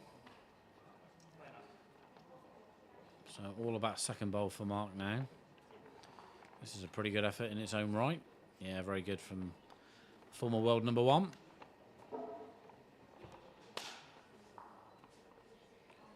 So Ben you can just look to come up to that bowl, set it down in the ditch, stay for 2. He's playing it quite big, and maybe he's looking for both bowls here. Oh, very good. Very good from Ben Payne. A little tap on his thigh from Mark in appreciation. So Ben holding 3. That was a very good bowl, played it perfectly.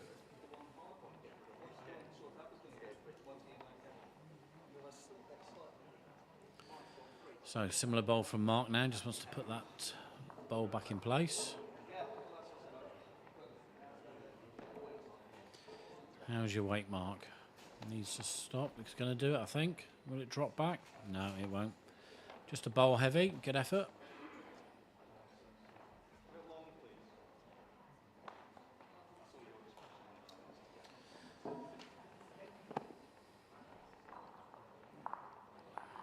So Ben just deciding where to put his last bowl now. What he doesn't really want to do is bring it in close to the other 2 bowls, because Mark might very well play a running shot to clear 3 of them off. So he might switch hands here, force Mark to draw. Yep, so switching to the backhand. Wants to drift away from those 2. Well, he's out on a wide line, so if it falls down, well, that's not too bad. Mark could still get all 3 of these. Just depends on whether he's going to fire at these or draw up again. He was only a bowl heavy last time.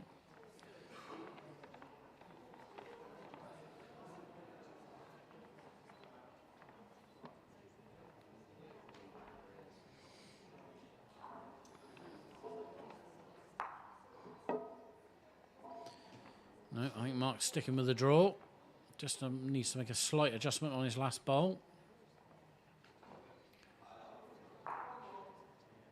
Yeah, the line's very good. This is running in well, this bowl. Yeah, that's good from Beattie. I think that might be second. It's close. Ben just having a look. It's certainly cut 2 out. And kicks it in, not sure. Yep, it's just the 1. So that's a really good draw from Mark Beattie there. Pressure bowl, really. Ben holding 4. So Ben gets the 1 shot and again reduces the deficit. Mark leading 9-5 after 10 ends.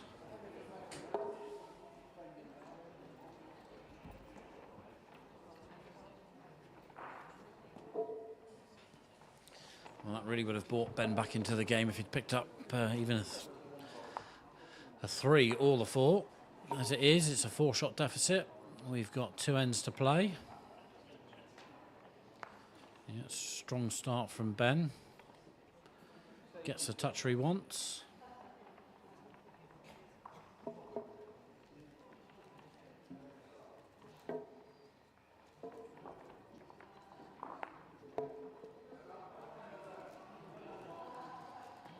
Mark wanted to make sure he was up there to try and give it a chalk. Just goes through in the ditch. Don't think that will concern him too much. Chance for Ben, though, to get another toucher. Yeah, weight looks good. Just going to drop round. Yeah, that's good from Ben Payne.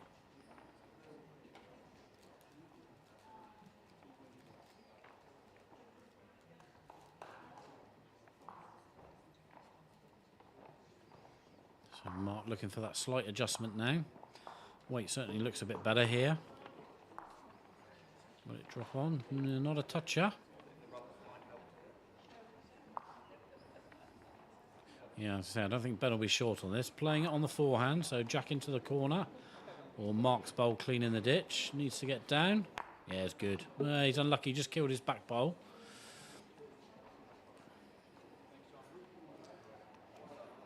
Line 2 shots.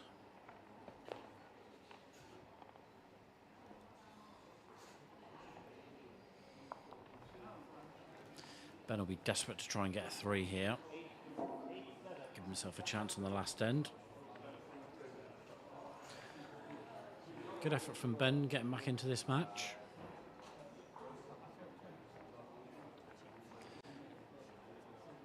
It's the 8-1 down at the halfway mark.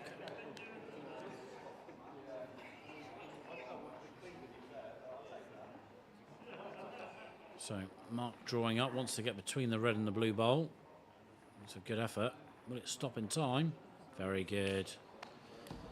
That's why he's won 7 SMPT singles titles.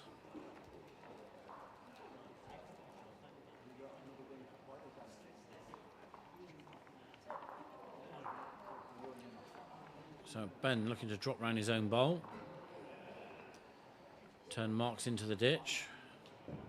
Wants to stop as well. Yeah, very good. Great bowl, Ben Pay.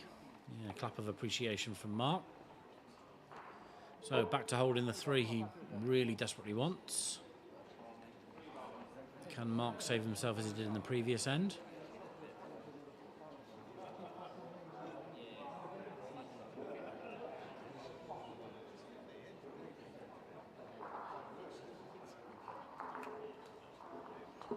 So Mark sticking on the backhand. I think he just wants to perhaps get second bowl here.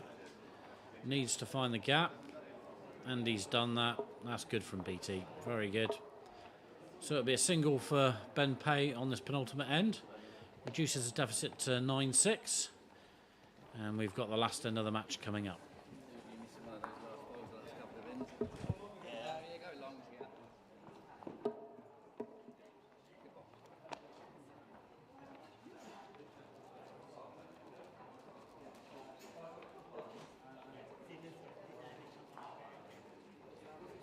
Okay, so we're into the last end of the match. Ben needing a 3 for a tie. And that's the best he's going to get from this end. He just wanted to make sure of a touch there, but just loses his bowl. I see we've had a question in on the live chat. Thanks, Viv, for your question. She's asking, if someone is right-handed, can they change the hand they are bowling with during the match if that helps with an end? Yep, they actually can. They can bowl with any hand at any time. Quite often you'll see players, because of the restriction of the size of the mat, some players will change hand to play perhaps a firing shot to switch to make it their forehand. So yes, a player can use any hand they like at any time during the match. So better response there from Ben with his second bowl. Just edges in for shot. Mark's first bowl there, very good though. That'll put the pressure on Ben. Beattie just looking to drop round now. This looks very good again. Yeah, that's good. Again, because these mats are sat on an indoor rink, they don't always sit down as opposed to the mats laying on a hard floor. Mark would have probably liked that to have dropped down that bowl. Tricky little situation now for Ben.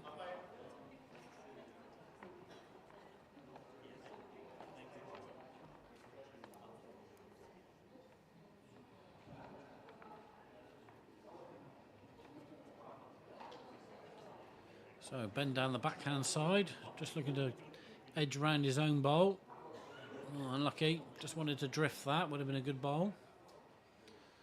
Mark's holding there, he just had a quick look, but certainly looks like shot from here.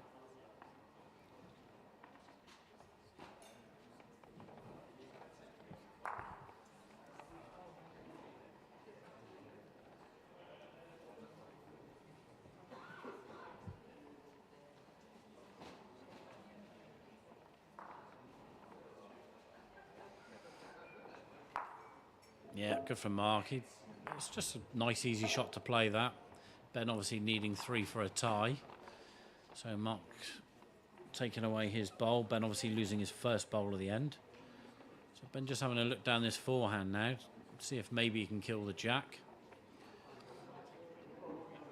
I think with Rob Martin losing on Mach 3, Ben is guaranteed through now. So, yep. Ben's going to play weight with his last bowl.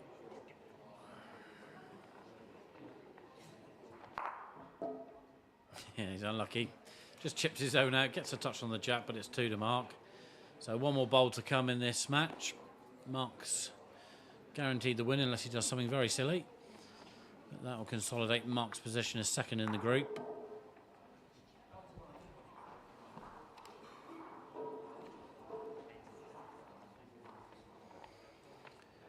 And Ben will remain in third place. So there you go, 3 shots to Mark Beattie. He takes the win, 12 shots to 6. They'll have a rest now before the knockouts start after lunch. A few games just finishing up on the other mats. This is the final session now, there you are, you can see. Group C playing at the top. Alistair McCrae against Nigel Nichols. And the Rob Martin and Matt Warden game still going on. All the groups will be confirmed shortly on our website, and you'll be able to see the knockout draws ready for the last 16. Don't forget to stay with us throughout the day. Some superb matches I'm sure will follow. Quarterfinals, 2 semi-finals, one after the other, then the final later on this evening. I think Mitchell will grab an interview with one of the players shortly. But yeah, good performance from Mark there. Really showing what a good player he is. Good effort from Ben, who fought back. Made a good effort. He knows he's through now. So they'll get themselves ready for the last 16. We'll take a short break and come back for the little interview. And we'll see you soon.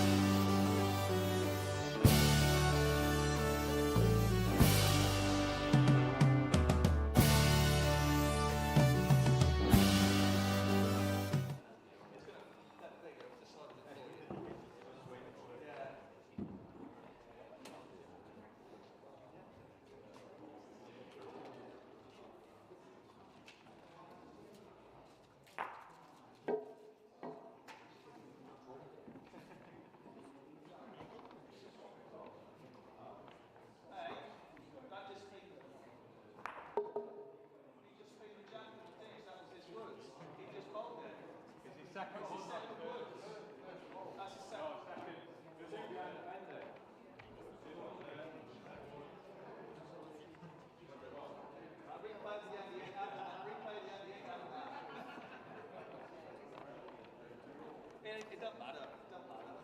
Game's over. It doesn't matter.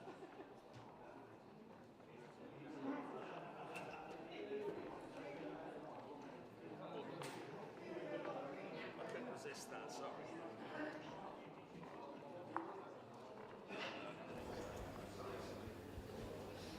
I'm joined by Ben Payne after his 12-6 defeat to Mark Beattie in Group D, but does still progress. Ben, you must be, although it's a shame with a defeat on the show mat today. Yeah, it's annoying to lose on the show mat because we've got some members at home watching, but to be fair, Mark had to play some big bowls at the end, and I was just happy to put that pressure on him. Probably would have taken third, especially coming into this morning, so happy enough. Because you've had a little bit of work to do this morning in your group as well, but you know, even in that match, you come back, you put a lot of pressure on Martin, but he just played some big bowls when he needed to. Yeah, the show mat, I mean, I'm sure it's been mentioned, it's got a bendy hand, so it threw me out for one particular end, and Mark punished me. But I just thought, I'm just going to fight to the end. Played some positive bowls. Then he had to play some big ones at the end. But I had a good morning. I beat my club mate James, which gives me bragging rights, but also put me in a good position. And someone else in the group dropped a game. So through in third, just in the knockouts now, see what happens. Must be really pleased with that coming into that to get it through to the last 16, and then now it's round by round, game by game. Yeah, knockout bowls now. I thought this morning would be knockout bowls. Like my first game probably was knockout bowls, because if I lost that game, I had to pick up mark, which you play in mark, it can go either way. So knockout bowls, just having fun, see what happens. Have you found this weekend the location and the venue? Yeah, venue. I mean, it's a special venue, isn't it? The mats, they're not challenging. They're a nice pace. Like I said, the show mat's got a swingy hand, but it's the same for everyone. Great place to play, really scenic, and yeah, really good weekend so far. And how are you feeling? You feeling confident going into the knockouts now? Confident always. Maybe misplaced confidence sometimes, but you've got to be confident. And to be honest with you, in the knockouts, anything can happen, as we've seen over the years in all these sort of competitions. You can't expect to get an easy game on paper at all. I think I'll come in third, so I'll get a second place in the group, but all the groups are so tight, so second place, whoever you play now, you're going to have to turn it on to get the win.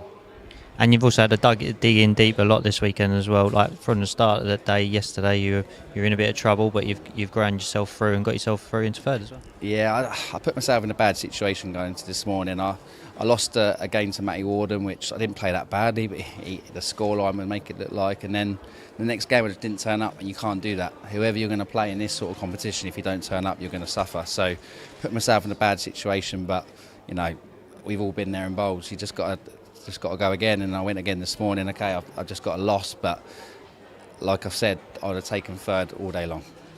Well, good luck for the rest of the weekend, and thanks for speaking to us. Thanks, Mitchell.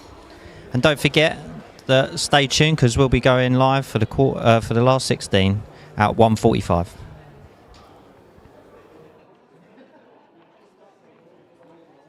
Thanks, Mitchell. Yep. So thank you to everyone for joining us today. As Mitchell's just said, we'll be back with you live at around 1:45 UK time for the last 16. The players will just get a well-deserved break now, and we'll be joining you in just under an hour's time. Bye-bye for now.